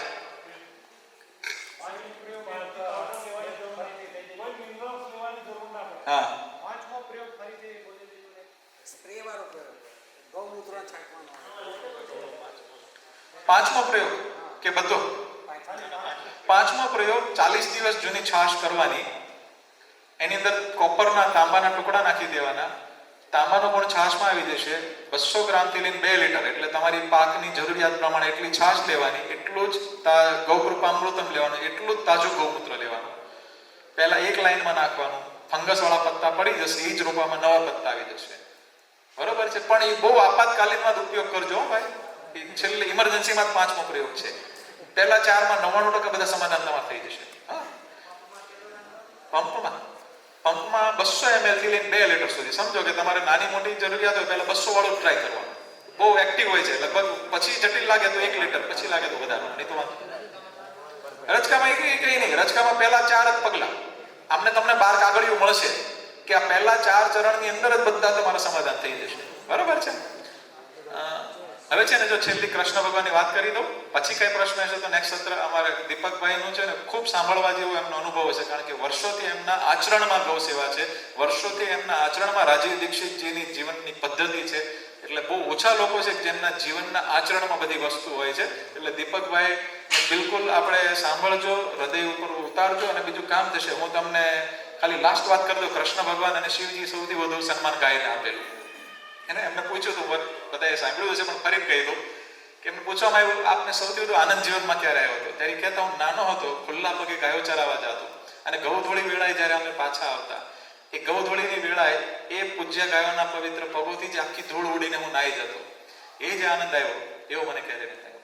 શિવજી પણ નંદી સ્વરૂપ લઈને, અલગ અલગ શાસ્ત્રોમાં પ્રમાણ છે, નંદી સ્વરૂપ લઈને ફરતા. નંદીને એમને બહુ સન્માન આપેલું છે. એના અલગ અલગ બહુ બધા વિધાનો છે, કેટલાય ડિટેલિંગ છે. શ્યામ કપિલા, શ્વેત કપિલા, તામ્ર, સુવર્ણ, એના 11 પ્રકાર, બહુ બધી વસ્તુઓ આપણા અંદર ભરેલી છે. હું તો ખાલી એટલું જ કહું, અંદર અમે ડૂબકી મારી છે, અમને ખબર છે કે અમે એક ટીપું નથી જાણતા.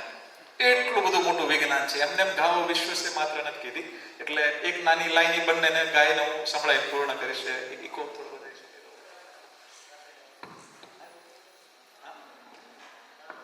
થોડુંક જ ચાલે. हेलो। हे नंद के लाला, जशोदा के ग्वाला, हे गिरधर ग्वाला, गोपियों का प्यारा, हे बंसी बजैया, हे गौ के चरैया, हे माखन चुरैया, हे नंद के लाला, हे राधे गोविंदा, हे राधे गोविंदा, हे राधे गोविंदा, हे राधे राधे गोविंद, हे राधे राधे गोविंद। जय शिव शंभो, जय शिव शंभो, जय शिव शंभो, शिव शिव शंभो, शिव शिव शंभो, हे शिव शिव शंभो। કાંઈ કોઈના હૃદયમાં મન વચન કર્મથી કંઈ ઠેસ પહોંચી હોય તો ક્ષમા ચાહું છું. આચરણમાં ગાય માતાને રાખવાનો પ્રયત્ન કરજો. જેવા તમારા ખેતરમાં જાઓ તો વંદન કરીને જાજો, ગાય માતાની પાસે જાઓ, જે પંથમાં તમે માનતા હો એની અંદર એમને જોવાનો પ્રયત્ન કરજો. આર્થિક, માનસિક, શારીરિક, આધ્યાત્મિક જે જોઈએ એ મળશે. બે ધારી તલવાર છે. ખુશ થયું દેવ કે પુણ્ય નથી, હેરાન થયું દેવ કોઈ પાપ નથી. અને ભેગા મળીને ગાયોમાં આગળ વધીશું. અને આવી જ રીતે આ પ્રયોગોને ધીરે ધીરે તમે પણ પોતે પ્રશિક્ષણ લઈને આગળ બીજા ખેડૂતોને શીખવાડશો એ અપેક્ષા. વંદે માતરમ, વંદે ગો માતરમ. ધન્યવાદ. ખૂબ ખૂબ આભાર મેઘજીભાઈ, કે અમે બધા આત્મીય રીતે જોડાયેલા છીએ. અમારા દીપકભાઈ બધા એક ટીમ વર્ક કરશું ને વાર નહીં લાગશે. બધા એકબીજાનું માખણ લઈને આપણે આગળ વધીશું અને ભેગા મળીને આગળ વધીશું. જય ગૌ માતા. ધન્યવાદ.